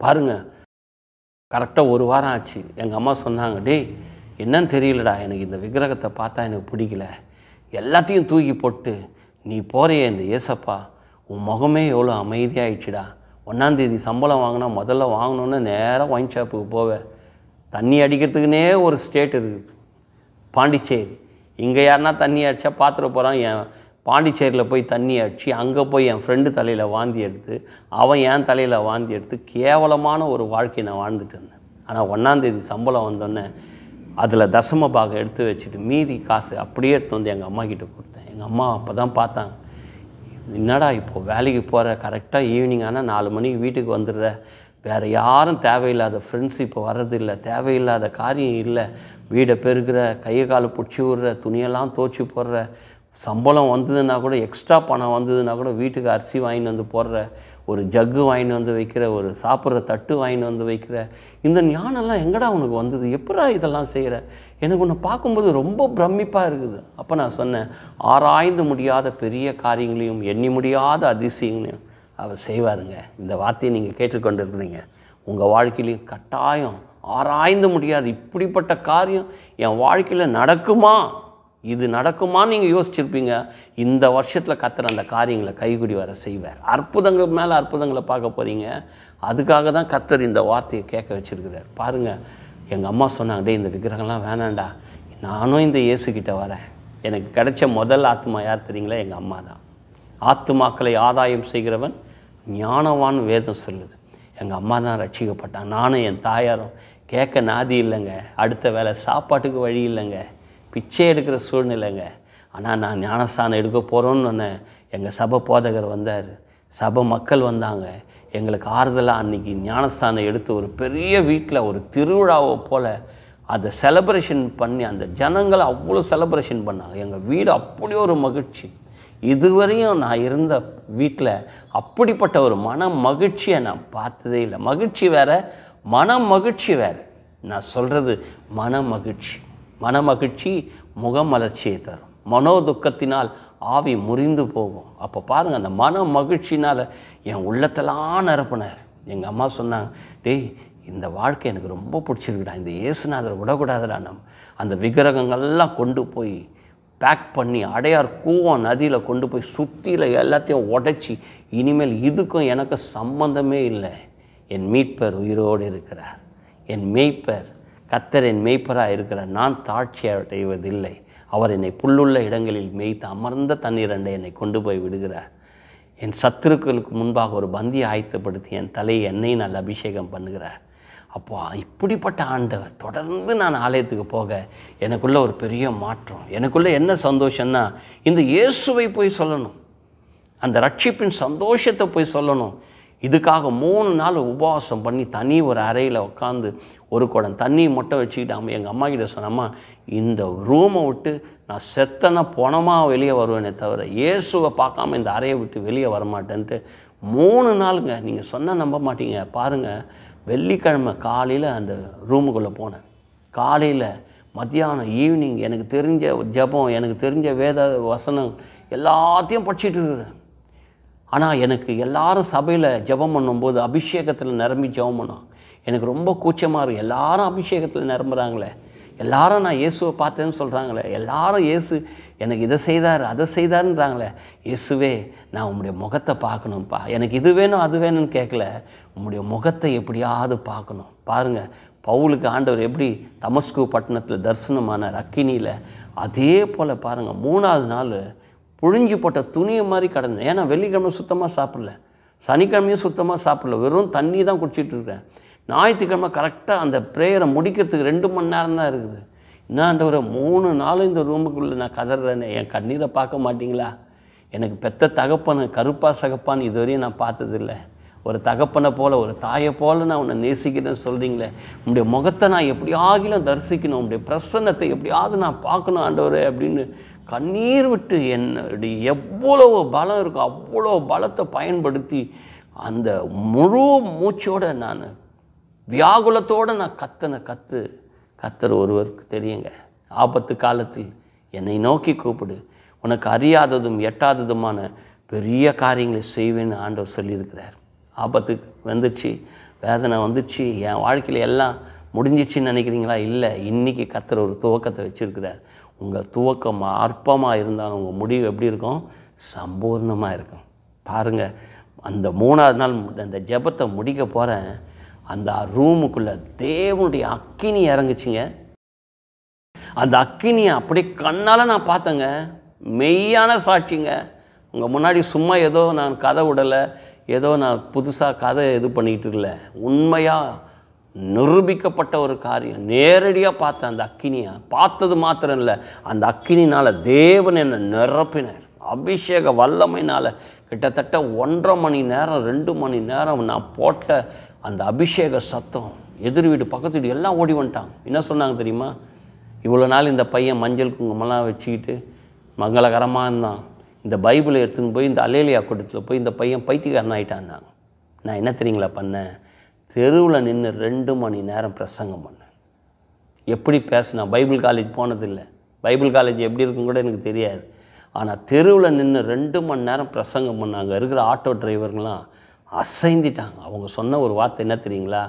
இவ்வளோலாம் தம்பி உன்னை செவ்வாடையில் போகும்போது வரும்போது நான் பார்த்துருக்குறோம், இன்றைக்கி தெருவில் நின்று இந்த வேதாகமத்தை திறந்து இந்த இயேசுவை பற்றி சொல்கிறியே, உண்மையிலேயே இந்த இயேசு இன்றைக்கும் உயிரோடு இருக்கிறார் தம்பி, இந்த இயேசுவை நாங்களே ஏற்றுக்கோ. அநேகர் அங்கே ரட்சிக்கப்பட்டாங்க. அந்த குட்டிகிராமணி ஸ்ட்ரீட் பகுதியில் ஒரு பெரிய அசைவ கர்த்தர் உண்டாக்குனார். அநேக வாலிப பிள்ளைங்கள்லாம் என் கூட ஒரு 4-5 வாலிப பிள்ளைங்களை கூட்டிகிட்டு அந்த Mandaveli railway station, Adyar railway station, எங்கெல்லாம் பஸ் ஸ்டாண்டு, ஜிஹெச் சென்ட்ரலில் அந்த எக்மோர் ரயில்வே ஸ்டேஷன், எங்கெல்லாம் ஜனங்க கூடுறாங்களோ அங்கெல்லாம் போய் நான் ட்ராக்ஸை கொடுப்பேன். அசிங்கப்பட மாட்டேங்க, அவமானப்பட மாட்டேன். ஏன்னா நான் அசிங்கப்பட்டு அவமானப்பட்டு நான் தரையில் குப்பை தொட்டியில் கிடக்கும்போது என்னை தேடி வந்தாருங்க அவர். வாழ்ந்தாலும் செத்தாலும் இயேசுவுக்காக வாழணுன்ற ஒரு வைராக்கியத்தை எனக்குள்ளே கொடுத்தார். எனக்குள்ளே ஒரு பெரிய ஒரு மன மகிழ்ச்சி வந்தது. பாருங்கள், இவனுக்கெல்லாம் ஒரு கல்யாணம் நடக்குமான்னு சொன்னாங்க. ஒரு பெரிய கோடீஸ்வரம் பொண்ணு, நல்ல ஒரு ஜபிக்கிற ஒரு மகளை, நல்ல பிஎஸ்சி பிஎட் நல்ல கிராஜுவேட் கேர்ள் ஆண்டவர் எனக்கு மனைவியாக கொடுத்தார். நல்ல கடவுள் பக்தி உள்ளவங்க. நாங்கள் தேடி போனால் கூட அப்படிப்பட்ட ஒரு நல்ல மனைவி கிடைக்குது சான்ஸே இல்லை. ஞானமுள்ள ஸ்திரீ தன் வீட்டை கட்டுவாள், மனைவியை கண்டடைகிறவன் நன்மையை கண்டடைகிறான். பாருங்கள், இயேசு ஒருத்தர் உங்களுக்குள்ளே வந்துட்டால் போதுங்க, எல்லாம் உங்களை. அதான் சில கடையிலலாம் போனீங்கன்னா 1 வாங்கினா 1 ஃப்ரீன்னு வாங்க. இயேசு ஒருத்தரை நீங்கள் வாங்கிட்டீங்கன்னா உலகத்தில் எல்லாம் உங்களுக்கு ஃப்ரீ தான். ஆமென். எனக்கு நல்ல ஒரு மனைவியை கொடுத்தார், நல்ல ஒரு பெண்மகளை கர்த்தர் கொடுத்தார். வீடு இல்லாமல் எங்கேயோ கடந்த ஓஎம்ஆரில் ஒரு பெரிய ஒரு வீட்டை கர்த்தர் எனக்கு இலவசமாக கொடுத்தார். கார் பார்க்கிங் தோட்டத்தோட அந்த வீட்டிலலாம் நான் இருப்பேனா, நான் என்ன நினச்சது தெரியுங்களா? சும்மா ஏதோ 8x8 ஸ்கொயர் ஃபீட்டு ஒரு சின்ன ஒரு வாடகை வீட்டில் ஏதோ வீட்டு வேலை செய்கிற ஏதோ ஒரு பொண்ணை கல்யாணம் பண்ணி என் வாழ்க்கை அப்படி தான் இருக்கும்னு நான் நினச்சேன். ஆனால் உன் நினைவுகள் என் நினைவுகள் அல்ல. ஆமென். உன் வழிகள் என் வழிகள் அல்ல. அவருடைய வழிகள் எல்லாம் மேலானது. நீங்கள் இப்போ நினைக்கிறீங்களே ஏதோ ஒரு இது போதும் அது போதும், இல்லைங்க. நீங்கள் ஆராய்ந்து முடியாத பெரிய காரியங்களையும் எண்ணி முடியாத அதிசயங்களையும் உங்கள் வாழ்க்கையில் செய்யும்படி கர்த்தர் காத்து கொண்டு இருக்கிறார். இந்த வார்த்தை சும்மா ஏதோ தற்செயலாக கேட்டுக்கல. உங்களை கர்த்தர் தாயின் கருவிலே உருவாவதற்கு முன்பதாகவே கர்த்தர் உங்களை அறிந்திருக்கிறார். நீங்கள் எந்த வீட்டில் இருக்கிறீங்க, உங்கள் செல்ஃபோன் நம்பர் என்ன, உங்கள் வீட்டு நம்பர் என்ன, நீங்கள் எந்த ஏரியாவில் இருக்கிறீங்க, எல்லாம் அவருக்கு தெரியுங்க. உங்கள் பின்னாடி ஒருத்தன் குழி நோண்டிக்கிட்டு இருக்கிறானே அவனை பற்றி கூட தெரியும் அவருக்கு. அவர் பார்த்துக்குப்பார். நீ சும்மா இரு, உனக்காக நான் யுத்தம் செய்கிறேன். அவர் யுத்தம் பண்ணுவாருங்க. ஆமே. ஏன் இவ்வளோ தைரியமாக பேசுறது தெரியுங்களா? எனக்கு கூட எத்தனையோ பேர் குழி நோண்டினாங்க. எனக்கு கல்யாணம் ஆக போகுது, நிச்சயதார்த்தம் ஆக போகுது, சொந்தக்காரனேங்க இந்த பையனுக்கு கொடுக்காதீங்கன்னு சொல்லி எங்கள் சொந்தக்காரங்களே போய் என் மாமியார்கிட்ட போய் சொல்லியிருக்கிறான், இந்த பையன் குடிகாரன், உங்கள் பொண்ணை அவ்வளோதான் வீட்டை விட்டு வெளியே அனுப்பிச்சிடுவான், நகையெல்லாம் ஏமாற்றிடுவான்னு எங்கள் சொந்தக்காரங்களே போய் சொல்லியிருக்கிறாங்க. எனக்கு எப்போ தெரியுங்களா? 15 வருஷம் கழித்து எங்கள் மாமியார் எங்கள் சொந்தக்காரங்க இப்படியெல்லாம் சொன்னாங்கன்னு சொல்லி அவங்க எனக்கு சொன்னாங்க. உங்களுக்கு விரோதமாக யார் என்ன பண்ணாலும் நீங்கள் அதை பற்றி கவலையே படாது. உனக்கு விரோதமாய் உருவாக்கப்படுகிற எந்த ஆயுதமும் வாய்க்காமலே போகும். ஆமேன். அவன் வெட்டின குழியில் அவனே போய் விழுவான். நீங்கள் கவலைப்படாதீங்க, கர்த்தர் உங்கள் கூட இருக்கிறார். ஆமேன். நான் உனக்காக யாவையும் செய்து முடிப்பேன்னு சொல்லியிருக்கிறார். ஆமேன். அவர் ஒடுக்கப்பட்ட யாவருக்கும் நீதியும் நியாயத்தையும் செய்கிற கர்த்தர். எனக்கு அரசாங்கத்தில் போனேனே, கவர்மெண்ட்டில் போனேனே, எனக்கு இந்த நீதிமன்றத்தில் எனக்கு நீதி கிடைக்கல, கவலையே படாதீங்க. இவங்க என்னங்க நீதியை கொடுக்குறது? நியாயாசனத்தில் அமர்ந்து ராஜரீகம் பண்ணுகிற தேவன் உங்களுக்கு நீதி செய்வார். தெரியுங்களா? எனக்கு நீதி செய்தாருங்க. எனக்கு செய்தார்னா என்ன, உங்களுக்கும் செய்வார். உங்கள் ஸ்தானமாக உங்களுக்காக தான் நான் பேசிகிட்டு இருக்கேன். ஆண்டவர் நீங்கள் நல்லா இருக்கணும். பாருங்கள், இப்படிப்பட்ட ஒரு நல்ல மீடியா மூலிமா உங்களோட பேசும்படியாக தேவன் இப்படிப்பட்ட நல்ல ஒரு வாய்ப்பை கர்த்தர் ஏற்படுத்தி தந்திருக்கிறாரு. எவ்வளோ தேவன் நல்லவர், உங்கள் மேலே இரக்கமாக இருக்கிறார். அடிக்கடி நினைக்கிறீங்களே நான் செத்துடணும், எதுக்கு வாழணும்? இல்லை, நீங்கள் வாழணும், நீங்கள் நல்லா இருக்கணும். நீங்கள் நல்லா இருந்தால் தான் உங்கள் குடும்பத்துக்கு நீங்கள் சாட்சியாக இருப்பீங்க. நான் ஒரு வேளை செத்து புல்லு முளைச்சிருந்தா என்ன இருக்கும்? இன்றைக்கி உங்கள் முன்னாடி பேசியிருக்க முடியாது. இன்றைக்கி இயேசு ஜீவிக்கிறான்றதுக்கு நான் ஒரு சாட்சி. இதை கேட்டு நாளைக்கு நீங்கள் ரட்சிக்கப்பட போகிறீங்க. உங்கள் வாழ்க்கையில் ஒரு பெரிய அற்புதம் நடக்க போகுது. நீங்கள் அநேகருக்கு ஒரு சாட்சியாக இருக்க போகிறீங்க. பாருங்கள், உங்களை பார்த்து அற்புதங்களும் அதிசயங்களும் ஆச்சரியமான காரியங்களை உங்கள் வாழ்க்கையில் செய்ய போகிறார். நீங்கள் நினச்சி பார்க்க முடியாத ஒரு எதிர்காலம், அற்புதமான ஒரு எதிர்காலம் கர்த்தர் உங்களுக்கு வச்சுருக்கிறாருங்க. என் வாழ்க்கையில் செய்தார். அற்புதமான கல்யாணம். என் மாமியார்கிட்ட என்ன சொன்னேன் தெரியுங்களா? நான் படிச்சிருக்கிறேன், கை நிறைய நான் சம்பாதிக்கிறேன், ஆனால் சொத்து என்கிட்ட இல்லை. கட்டின புடவையோடு உங்கள் பொண்ணு அனுப்புங்க, நான் ராணி போல் வச்சு காப்பாற்றுறேன். ஒரு தாலி, ஒரு புடவை, இது தாங்க என்கிட்ட இருக்குது. அவங்க பெரிய ஒரு நல்ல வசதி படைத்த ஒரு குடும்பம், நல்ல எஜுகேஷனில். மயிலாப்பூர் பகுதியில் எங்கள் மாமனார் பேரெல்லாம் சொன்னால் அந்த பகுதியில் எல்லாருக்கும் தெரியும். அவர் ஆரோக்கியசாமி சாந்தம் ஸ்கூலில் ஒரு பெரிய மாஸ்டராக இருந்தார். என் மாமியார் ரஃபேல்ஸில் ஒரு பெரிய ஹெட்மிஸ்டர், நல்ல ஒரு பொசிஷனில் இருக்கணும். அந்த குடும்பத்துக்கு போய் ஒரு பொண்ணு கேட்க கூட நான் தகுதி இல்லாதவங்க, எங்கேயோ குப்பை தொட்டில் இருந்தாங்க. ஆனால் அப்படிப்பட்ட ஒரு நல்ல குடும்பத்தில் கர்த்தர் எனக்கு நல்ல ஒரு மனைவியை தேவன் கொடுத்தார். அவங்க பேர் மேரி பிரமீளா. அவங்க நல்ல ஒரு ஸ்கூலில் அவங்க மேக்ஸ் டீச்சராக இருக்கிறாங்க. எனக்கு ஒரு நல்ல மகளை கொடுத்துருக்கிறார், கிரேஸ்லின் மிஸ்டிகா. ஐடி கம்பெனியில் நல்ல ஒரு பொசிஷனில் அநேகருக்கு வேலை கொடுக்கும்படியான ஹெட் ஆஃப் த டிபார்ட்மெண்ட்டில் அவங்க நல்ல ஒரு வேலையில் இருக்கிறாங்க. பாருங்கள், எல்லாம் வீடை கொடுத்தார், எல்லாம் கொடுத்தார். ஆண்டவர் ஒரு நாள் என்கிட்ட பேசின, மகனே நான் உன்னை ஒரு இடத்துக்கு கூட்டிகிட்டு போவேன், நீ வருவியா? சொல்லுங்கள் ஆண்டவரே. நான் ஒரு வேலைக்காரனை போல் இருந்தேனே, மாடை கழுவிட்டு சாணி அள்ளிக்கிட்டு, இன்றைக்கி என்னை ராஜா போல் வச்சுருக்குறீங்களே, எங்கே போகணும் சொல்லுங்கள் ஆண்டவரே அப்படின்னு கேட்டேன். நீங்கள் நினைக்கலாம், என்ன ஏதோ பக்கத்து வீட்டில் இருக்கிற ஃப்ரெண்டுக்கிட்ட பேசுகிற மாதிரி. அப்படி தாங்க அவர் நடப்பார், அப்படி தாங்க அவர் பழகுவார். அவர் ஏதோ பயங்கரமானவர் அப்படி இப்படிலாம் கிடையவே கிடையாது. ரொம்ப எளிமையாக ரொம்ப ஈஸி. ஆமென். இப்போ நீங்கள் பேசுங்களேன், ஆண்டவரே இந்த தம்பிக்கு நீங்கள் அற்புதம் செஞ்சீங்களே, எனக்கும் செய்யுங்க. நீங்கள் கேட்டு பாருங்கள், இப்போ உங்களுக்கு அற்புதம் செய்வார். இப்போ உங்களை டச் பண்ணுவார். இப்போ நீங்கள் கேளுங்க, எப்படிப்பட்ட வியாதி மரண படுக்கையில் கூட நீங்கள் படுத்து கொண்டு இருக்கலாம், இப்போ உங்களை தூக்கி எடுக்க கர்த்தர் வல்லவராக இருக்கிறார். மரித்த பிரேதத்தை 3 நாள் மரித்த பிரேதத்தை லாசருவே வெளியே வாணும் போது ஆண்டவர் அன்னைக்கு அற்புதம் செய்தவர். அன்றைக்கி தான் இல்லை, இன்றைக்கும் அவர் நேற்றும் இன்றும் என்றும் அவர் மாறாதவர். மனுஷன் மாறலாங்க, அவர் ஒரு நாளும் மாற மாட்டாருங்க. சொன்னது தான். வானமும் பூமியும் ஒழிந்து போனாலும் அவருடைய வார்த்தை ஒரு நாளும் ஒழிஞ்சு போவார். ஆண்டவர் என்னை எங்கே கொண்டு போனார் தெரியுங்களா? எங்கள் மாமா வீட்டுக்கு. எந்த இடத்துல என்னை தொடப்பு கட்டையில் அடித்து காரி முகத்தில் துப்பி அசிங்கப்படுத்தி ஒரு பக்கெட்டை கொடுத்து தொடப்போம் உடஞ்ச செருப்பு ரொம்ப நாளாக நான் வச்சுட்டு இருந்தேன். என் ஒய்ஃப் தான் தூக்கி குப்பத்தில் எதுக்கு இதை வேறு வீட்டில் வச்சுருப்பீங்க தூக்கி போட்டாங்க. ஏன்னா நாளைக்கு பிற்கால சந்ததிகளுக்கு அதை நான் காண்பிக்கணும்னு சொல்லி ஒரு கவரில் போட்டு வச்சுருந்தேன். இதில் தான் என் வாழ்க்கையை நான் ஆரம்பித்தேன். இன்றைக்கி ஆண்டவர் நிறைவாக கர்த்தர் ஆசீர்வதிச்சிருக்கார். யாக்கோபு சொன்னது போல் நான் கோலும் தடியோடு போனேன், ஆனால் வரும்போது 2 பரிவாரங்களோடு வந்தேன்ற மாதிரி என் வாழ்க்கையில் 2 பரிவாரங்கள் இல்லைங்க 10 பரிவாரங்களோட கர்த்தர் என்னை வாழ வைத்து சந்தோஷ சமாதானத்தினால் நிரப்பி இருக்கிறார். என் பாத்திரம் நிரம்பி வழிகிறது. அந்த வழிகிறதுலேருந்து தான் இப்போ உங்களுக்குள்ளே பாய்ந்து ஓடிக்கொண்டு இருக்குது. ஆமேன். அப்போ பாருங்கள், எங்கள் மாமா வீட்டுக்கு போனேன். எந்த தெருவில் நான் அவமானப்பட்டு தலை குனிஞ்சேன், அந்த இடத்துல ஆண்டவர் என்னை எப்படி நிற்க வச்சா தெரியுங்களா? சொன்னால் நீங்களே ஆச்சரியப்படுவீங்க. ஒரு சிங்கத்தை போல் நிற்க வச்சாருங்க. நீதிமான் சிங்கத்தை போல தைரியமாக இருப்பான். நீதிமானுக்கு ஒரு கேடும் வராது. நீதிமான் பனையை போல் செழிப்பான். நீங்கள் செழிப்பீங்க, சிங்கத்தை போல் தைரியமாக இருப்பீங்க. எந்த இடத்துல வைக்கப்பட்டீங்க அந்த இடத்த விட்டு ஓடினோன்னு நீங்கள் நினைக்கிறீங்க, இல்லைங்க, அந்த இடத்துல வீடு கட்டிட்டு நீங்கள் இருப்பீங்க. உங்களுக்கு விரோதமாக இருக்கும், அவன் ஓடிடுவான், ஆனால் நீங்கள் அங்கே இருப்பீங்க. தீர்க்கதரிசனமாக சொல்கிறேன். ஆமே, என் வாழ்க்கையில் நடந்ததுங்க. அப்போ உங்கள் வாழ்க்கையிலேயே கட்டாயம் அது நடக்கும். என் சகோதரன் நீங்கள், என் சகோதரி நீங்கள் அண்ணனாக இருக்கலாம், அப்பாவாக இருக்கலாம், தம்பியாக இருக்கலாம், சித்தப்பாவாக இருக்கலாம், பெரியப்பாவாக இருக்கலாம். ஆமே, யாராக இருந்தாலும் சரிங்க, ஆண்டவருடைய பார்வையில் நீங்கள் எல்லாம் விலையேற பெற்றவங்க. தெரியுங்களா? நீங்கள் கருப்பு சிகப்பு மூக்கு கோணையாக இருக்குது, பல்லு ஓட்டையாக இருக்குது, எதுவுமே அவருக்கு கிடையாதுங்க. அவருடைய பார்வையில் எல்லாம் சரி சமம். ஆமேன். பாரபட்சம் இல்லாத ஒரு தெய்வம் இந்த பூமியில் இருக்கிறாருன்னா அவர் ஆண்டவராக இயேசு கிறிஸ்து ஒருவர் மாத்திரம்தாங்க. வேறு எந்த தெய்வம் சொல்லவே முடியாதுங்க. சொல்லுங்கள் பார்க்கலாம், பாரபட்சம் இல்லாத ஒரு தெய்வத்தை சொல்லுங்கள் பார்க்கலாம். இயேசு ஒருவர் தாங்க. நான் எழுதி தருவேங்க. ஆமே, இன்றைக்கும் என் வாழ்க்கையில் ஆண்டவர் அற்புதம் செய்து கொண்டு இருக்கிறார். நிம்மதியாக நான் இருக்கிறேன். அல்லேலூயா. அப்போ எங்கள் மாமா கிட்டே போய் சொன்னேன். அவர் பேர் என்னதுமா? ஜெகநாதன். மிஸ்டர் ஜெகநாதன், இயேசுனை நேசிக்கிறார். உள்ளது எங்கள் மாமா ஓடி வந்தார். என்னடா இவன் போகும்போது பத்தலும் சொத்தலமாக இருந்தால் நல்லா வாட்ட சாட்டமாக வந்துடுவேன். ஆமாம் மாமா, இயேசுனை நேசிக்கிறார் மாமா. எங்கள் மாமா கிட்ட என்ன சொன்ன தெரியுங்களா? கேட்டால் நீங்கள் ஆச்சரியப்படுவீங்க.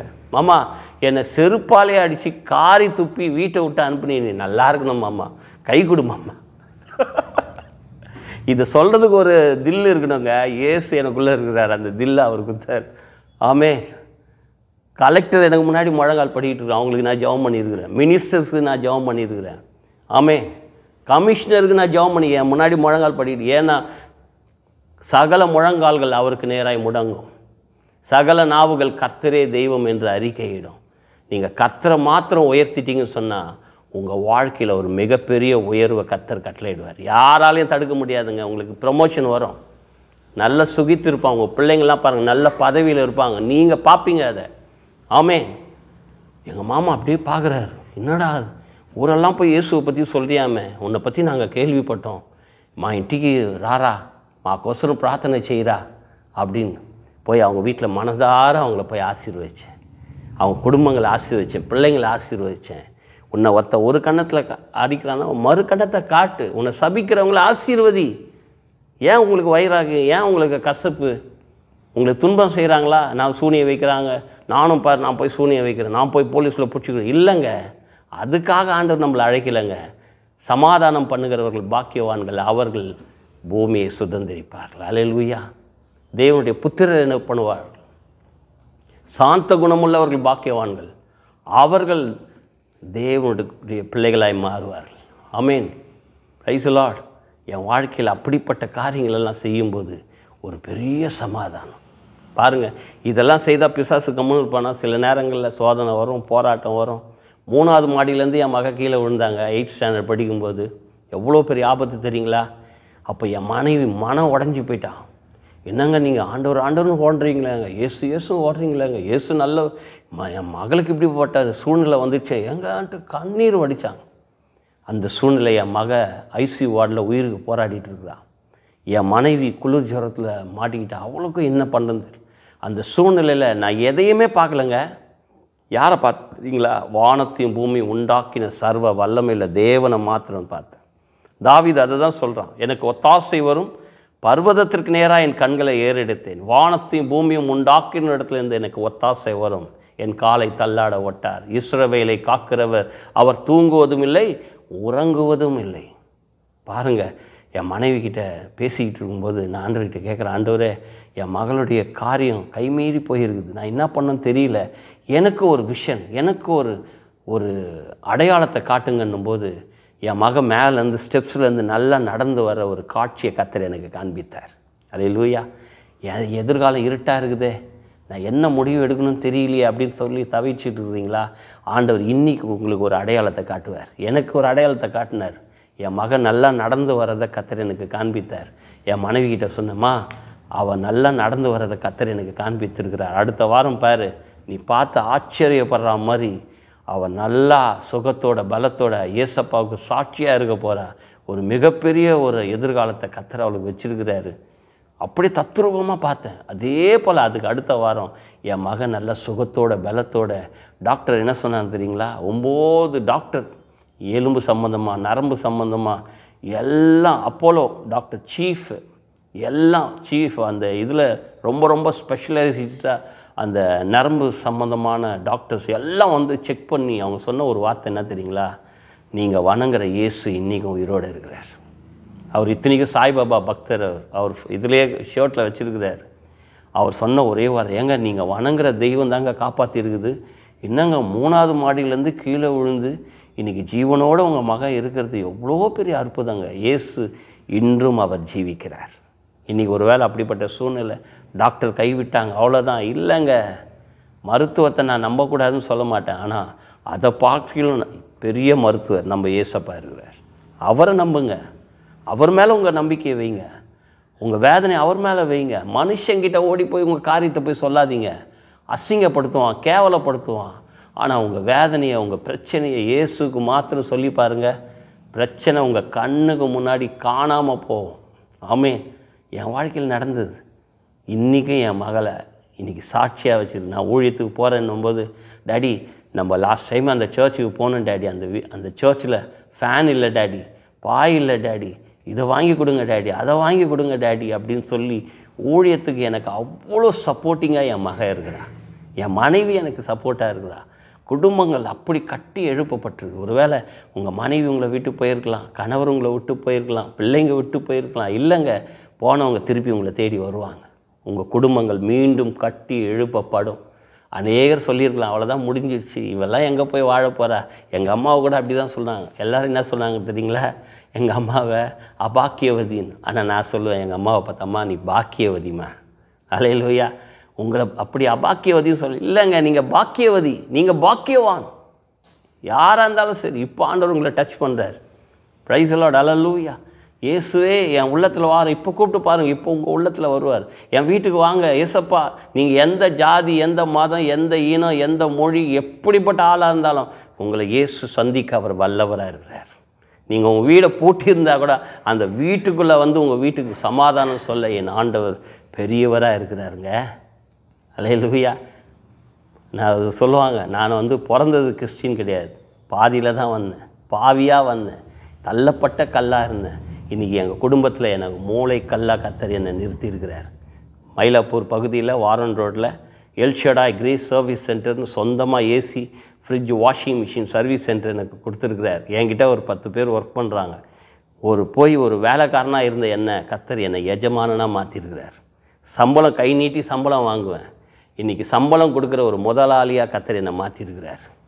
வாளாக்காமல் என்னை கர்த்தர் தலையாக்கினார். நான் கீழாகாமல் மேலாகும்படி எனக்கு உதவி செய்தார். ஆமேன். என் சர்வீஸ் சென்டரில் பார்த்தீங்கன்னா எத்தனையோ பேர் ஏசி ஃப்ரிட்ஜு ரிப்பேர் விஷயமா வருவாங்க. அப்போது ஒரு வீட்டில் பெரிய அவங்க கோடீஸ்வரங்க, பிராமின் அவங்க. அந்த வீட்டில் நான் அடிக்கடி போவேன், வேலைலாம் செய்வேன்.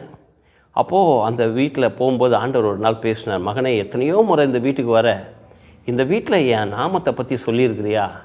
ஆமாம் ஆண்டவர், நான் சொல்லவே இல்லை.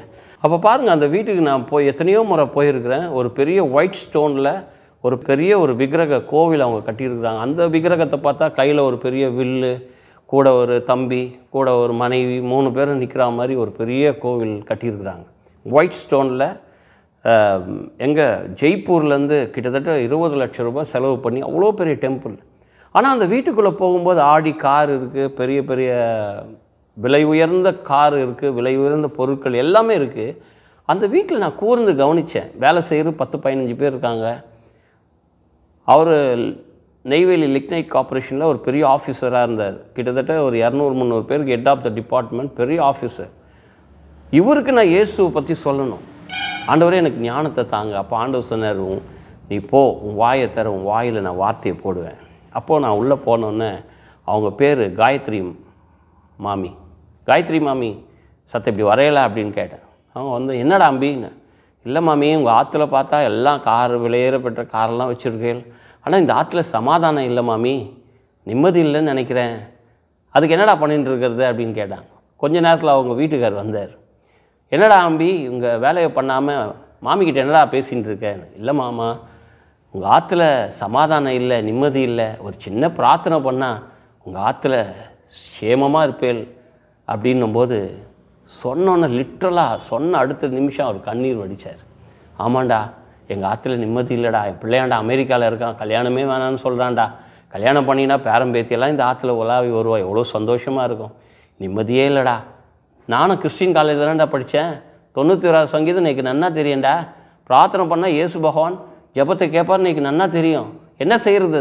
ஒன்றும் இல்லை மாமா, மாமியோட கையை பிடிச்சேல்னா ஒரு சின்ன பிரார்த்தனை ஒன்று பண்ணுறேன் அப்படின்னு சொன்னது தான் தாமதம்.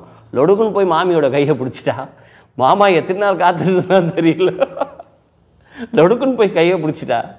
அப்போது என்னவா ஏன் அவங்க ரொம்ப சங்கோஜமாக இருக்கு, நேக்கு என்ன பிள்ளையாண்டா முன்னாடி கையை பிடிக்கிறேன்? மாமி உங்கள் கணவரை கையோட தான் பிடிக்கிற சொன்னேன் மாமி, 2 பேரும் கண்ணை மூடுங்கோ, எதுக்காக ஜெபம் பண்ணோம்? என் பிள்ளையாண்டா கல்யாணம் பண்ணிக்கணும்டா, பேரம்பேத்தியெல்லாம் இந்த ஆற்றுல வரணும். மாமி கவலையே படாதீங்கோ, எங்கள் இயேசு பகவான் முதல் அற்புதமே கானானூர் கல்யாண வீட்டில் தான் செய்தா. கட்டாயம் இந்த வீட்டில் ஒரு பெரிய கல்யாண சத்தம் கேட்கும், சந்தோஷம், சமாதானம், குதூகலம், நல்ல ஒரு மாட்டு பொண்ணு வருவா, கவலையே படாதீங்கோ அப்படின்னு ஒரு ஜெபம் பண்ண பாருங்கள். கிட்டத்தட்ட 1/2 மணி நேரம் அவங்க சொன்ன அந்த அதே விக்கிரக கோயில் வாசலில் தான் நான் ஜெபம் பண்ணுறேன். இடம் முக்கியம் இல்லைங்க, எங்கே நிற்கிறோம், எதுக்காக நிற்கிறோம் இல்லை, நம்ம எதுக்காக ஜெபம் பண்ணுறோம், யார்கிட்ட ஜெபம் பண்ணுறோம், யாரை நோக்கி நம்ம வேண்டுதல் பண்ணுறோம், அதுதான் ரொம்ப முக்கியம். ஆமென். அவங்களுக்கு கிட்டத்தட்ட 1/2 மணி நேரம் நான் ஜெபம் பண்ணேன். 2 பேரும் என்ன பண்ண கண்ணீர் வடித்தாங்க. இதுவரையும் எங்கள் ஆற்றுல எனக்கு வயசு கிட்டத்தட்ட 72 நடக்குதுடா, எங்கள் ஆற்றுல எங்கள் பிள்ளை, என் மாமியும் மாமாவும் 2 பேரும் கையை பிடிங்கன்னு சொல்லி பிரார்த்தனை பண்ண முதல் ஊழியக்காரன் நீ தான்டா, எனக்கு ரொம்ப சந்தோஷமாக இருக்குது. நோக்கு எப்படா சான்ஸ்கிரிட் தெரியும்? நேக்கு சான்ஸ்கிரிட் சுட்டுப்பட்டாலும் வராது மாமா, நான் ஜெபம் பண்ணேன், இயேசு பகவான் என்னை பேச வச்சுருக்கா, உங்கள் ஆற்றுல ஒரு சுபமான காரியம் நடக்கணும், நீங்கள் நன்னா இருப்பீங்க, அமெரிக்காவில் இருக்கிறவங்க பிள்ளையாண்டா நன்னா இருப்பான், கவலைப்படாதீங்கோ, பிரார்த்தனை பண்ணிவிட்டு நான் வந்துட்டேன் பாருங்க. 1/2 மணி 2 நாள் கழித்து அந்த காயத்ரி மாமி ஓடி வந்தா பாருங்க என் சர்வீஸ் சென்டருக்கு. டேய் ஆண்டனி சத்த இப்படி வாடா அப்படின்னு கேட்டாங்க. என் சர்வீஸ் சென்டருக்கு எதிர்க்க நின்று கூப்பிட்றாங்க என்ன, வாங்க மாமி என்ன விஷயம்? டேய் 2 நாளைக்கு முன்னாடி எங்கள் ஆற்றுல என்னடா பண்ணேன் அப்படின்னு. மாமி பிரார்த்தனை பண்ண மாமி, உன் பிள்ளையாண்டா அமெரிக்காவில் இருக்கான், நல்ல திருமண காரியம் நடக்கணும், கைக்குடி வரணும், பேரம் பேத்தியெல்லாம் எடுக்கணும்னு சொல்லி ஜெபம் பண்ண மாமி. நன்னா பண்ண போ, உங்கள் இயேசு பகவான் வெரி பவர்ஃபுல்டா. யார் சொல்கிறது? நம்ம காயத்ரி மாமி. எவ்வளோ பெரிய காரியம், என்ன மாமி நடந்தது? நீ ஜெபம் பண்ணிட்டு போயிட்ட, 2 நாள் கழிச்சு அமெரிக்காவில் இருக்கிற பிள்ளையாண்டா எங்கள் ஆற்றுக்கு வந்துட்டான்டா. மாமி நல்ல விஷயம் மாமி, என்ன நடந்தது? வந்தவன் தனியாக வரலடா, ஒரு பொம்மநாட்டியோடு வந்தான்டா. மாமி நீங்கள் கல்யாணம் பண்ணிடலனா உங்களுக்கு பொண்ணை பார்த்துட்டு மூக்கு சரியில்லை, கருப்பாக இருக்குது, வெள்ளையாக இருக்குது, ஏதாவது சொல்லின்னு இருப்பான். கல்யாணம் அவனே பண்ணால் பொண்ணு பார்க்குற செலவு மிச்சம், கல்யாண செலவு மிச்சம். நல்லதானே மாமி? அட கம்முன்னுறா, வந்தவன் எங்கள் மாட்டு பொண்ணு இல்லைடா, உங்கள் மாட்டு பொண்ணு. அல்லேலூயா, கிறிஸ்டியன் பொண்ணுடா, பைபிளோட காத்துக்கு வராடா. மாமி பாருங்கோ, இயேசு பகவான்கிட்ட பிரார்த்தனை பண்ணால் எப்படிப்பட்ட ஒரு அற்புதத்தை செய்தார் பாருங்கோ. இன்றைக்கி உங்கள் ஆற்றுல உங்கள் சந்ததியே ஏசப்பாவை வணங்குற சந்ததியாக மாறி கர்த்தர் எப்படிப்பட்ட அற்புதத்தை செய்தார். கவலையே படாதீங்க. உங்கள் மாட்டு பொண்ணு நல்லா ஜெபிக்கிற பொண்ணு தான் கடவுள் கொடுத்துருக்குறாரு. நீங்கள் அந்த மகளை ஏற்றுக்குங்க. ஜாதின்னு சொல்லி தள்ளி வைக்காதீங்க, வேறு ஜாதி வேறு கோத்திரம்னு சொல்லி தள்ளி வைக்காதீங்க. உங்கள் பிள்ளையாண்டானுக்கு விரோதமாக எந்த காரியம் செய்யாதீங்க. ஆண்டவரே கணவன் மனைவி, மனுஷன் தனியாக இருப்பது நல்லதல்ல, ஏற்ற துணையை தான் தரேன்னு சொல்லியிருக்கிறார். உங்கள் மகனுக்கு ஏற்ற துணையை கர்த்தர் கொடுத்துருக்கிறார். இதை பார்த்துக்கிட்டு இருக்கிறீங்களே, ஐயோ என் பொண்ணுக்கு எங்கே மாப்பிள்ளை கிடைக்கும், என் மகனுக்கு எங்கே கிடைக்கும் கவலைப்படுறீங்களா? கிடையாதுங்க. உங்கள் மகளுக்கு ஏற்ற ஒரு மகனை கர்த்தர் கொண்டு வர. இந்த வருஷத்தில் நடக்காத உங்கள் மகளுடைய திருமணம் நடத்தி காட்டுவார். உங்கள் மகளுடைய கல்யாணம் பாருங்கள், அன்றைக்கி காலான ஒரு கல்யாணத்தை பார்க்கணும் மகிமையான திருமண காரியத்தை கர்த்தர் கைக்குடி வர வைப்பார். வீடு இல்லையே, நான் இப்படி வாடகை வீட்லேயே இருக்கேன். இல்லைங்க, அற்புதமான வீடு, ஆச்சரியமான வீடு. பரலோகத்தில் மாத்திரம் இல்லை, இந்த பூமியிலையும் கர்த்தர் உங்களுக்கு நல்ல சொந்த வீட்டை தந்து அநேகருக்கு முன்பாக தலை நிமிர்ந்து வாழ வைப்பார். வியாதியில் இருக்கிறேன், படுக்கையில் இருக்கிறேன், எனக்கு நிம்மதியே இல்லை, டாக்டர் அவ்வளோதான் சொல்லிட்டாங்க, கிட்னி ஃபெயிலியர், ஹார்ட்டில் ஒரு ஹோல்ஸ் இருக்குது. இந்த நேரத்தில் உங்கள் இருதயத்தில் இருக்கிற எந்த விதமான பலவீனமாக இருந்தாலும் அதை மாற்ற என் இயேசுவால் முடியும். கிட்னி போயிடுச்சா கவலைப்படாது, புது டிரான்ஸ்பிளான்ட்டாக அவர் பண்ணிவிடுவார், புது கிட்னியாக மாறும். இந்த வார்த்தையை கேட்கும் போதே ஒரு சுகம். ரத்தத்தில் இருக்கிற கீழெல்லாம் மாறும், ஃபைனல் ஸ்காட்டில் இருக்கிற பலவீனம் மாறும். எத்தனையோ பேருக்கு ஜெபம் பண்ணும்போது கர்த்தர் அற்புதம் செய்திருக்கிறார். அந்த வீட்டை நான் போய் பார்த்து, அந்த மாமியும் மாமாவையும் போய் பார்த்து, அப்போ சொன்ன அந்த மாட்டு பொண்ணு ஓடி வந்தாங்க. பிரதர், 2 வருஷத்துக்கு முன்னாடியே எங்களுக்கு கல்யாணம் ஆயிடுச்சு, குழந்தையும் பிறந்துச்சு, எப்படியும் எங்கள் வீட்டுக்கு வருவேன், எங்கள் அம்மா என்ன சொல்லுவாங்க, நான் கலங்கிட்டே வந்தேன். ஆனால் இங்கே வந்தால் எங்கள் அம்மா சந்தோஷத்தோடு என் மனைவியை ஏற்றுக்கிட்டாங்க. இன்றைக்கி எங்கள் வீட்டில் ஒரு பெரிய சமாதானம். பாருங்கள், ஒரு ஜெபம் பண்ணேன். இன்றைக்கி இந்த வார்த்தையை கேட்டுட்டு இருக்கீங்களே, உங்களுக்காக நான் கடைசியாக ஜெபம் பண்ண போகிறேன். எப்படிப்பட்ட பலவீனமாக இருக்கட்டுங்க, ஜெபம் பண்ணும்போது கர்த்தர் கட்டாயம் ஜெபத்தை கேட்பார். ஆமேன். ஜெபந்தான் என்னுடைய உயிர் மூச்சு. என்னைக்கு ஏசப்பாவை என்னை ஆண்டவர் தொட்டார், அன்னையிலேருந்து இன்னி வரையும் நான் ஜெபித்து கொண்டே இருக்கிறேன். ஆமேன். என் வாழ்க்கையில் அற்புதம் செய்தவர் உங்கள் வாழ்க்கையிலையும் அற்புதம் செய்வார், அதிசயங்களை செய்வார். கண்களை மூடி நான் உங்களுக்காக ஜெபம் பண்ணட்டுமா? எங்கள் அன்பின் பரலோக பிதாவே, இந்த ஆசீர்வதிக்கப்பட்ட இந்த நல்ல அருமையான மனமகிழ்ச்சியான இந்த நேரத்தில் கூட இந்த வார்த்தை யாரெல்லாம் எந்தெந்த இடங்களில் எப்படிப்பட்ட சூழ்நிலை எந்த நாடுகளில் கேட்டுக்கொண்டு இருக்கிறார்களோ, ஆண்டவரே நீர் ஒருவர் அறிந்திருக்கிறீர்.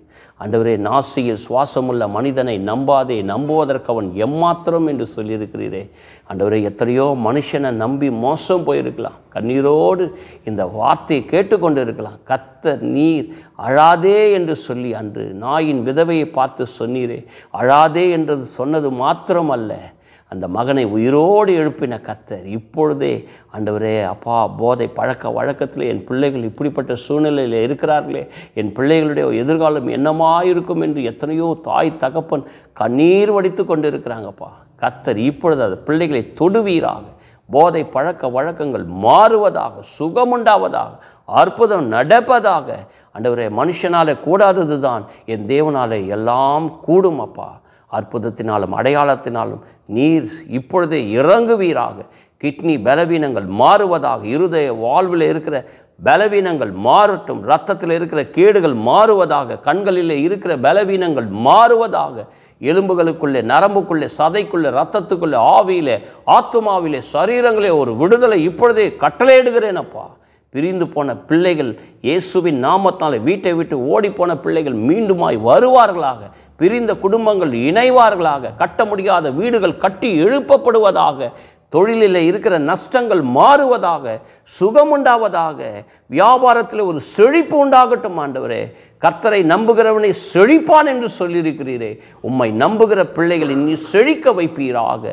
தரித்திரங்கள் மாறுவதாக. நீ அநேக ஜாதிகளுக்கு கடன் கொடுப்பாய், நீயோ வாங்காதிருப்பாய் என்று ஆண்டவரே, என் கடன் பிரச்சனையிலே நான் வாழ்ந்து கொண்டிருக்கிறேனே என்று சொல்லி பல குடும்பங்கள் ஆண்டவரே நிர்கதியாய் நின்று கொண்டிருக்கிறார்கள். கர்த்தர் அந்த குடும்பங்களை தொடுவீராக. ஆண்டவரே, அநேகருக்கு கொடுக்கிற கரமாய் கர்த்தர் அந்த குடும்பங்களை ஆசீர்வதிப்பீராக. ஆசீர்வதியும். உபாகமம் 28வது அதிகாரம் 1 முதல் 14வது வசனம் மட்டுமாய், நான் உன்னை வாளாக்காமல் தலையாக்குவேன், நீ கீழாகாமல் மேலாவா என்ற வார்த்தையின்படி ஆசீர்வதியும் ஆண்டவரே. அடைக்கப்பட்ட கர்ப்பத்தின் கனிகள் திறக்கப்படுவதாக. ஆண்டவரே, கர்த்தர் நீர் அவர்களை பிள்ளைத்தாட்சியாய் மாற்றுங்கப்பா. பிரசவிக்க செய்கிற நான் தானே பிரசவத்தை தடுப்பேனோ என்று சொல்லியிருக்கிறீரே. அடைக்கப்பட்ட கர்ப்பங்கள் திறக்கப்படுவதாக.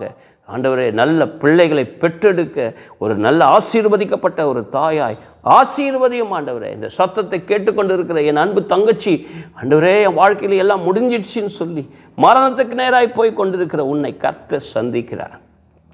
கர்த்தர் நித்தமும் உன்னை நடத்துவார். நீ கலங்காதே, திகையாதே. கர்த்தர் மேல் உன் பாரத்தை வைத்து விடு. கலங்கி தவிக்காதே. கர்த்தர் உன்னை ஆதரிப்பார்.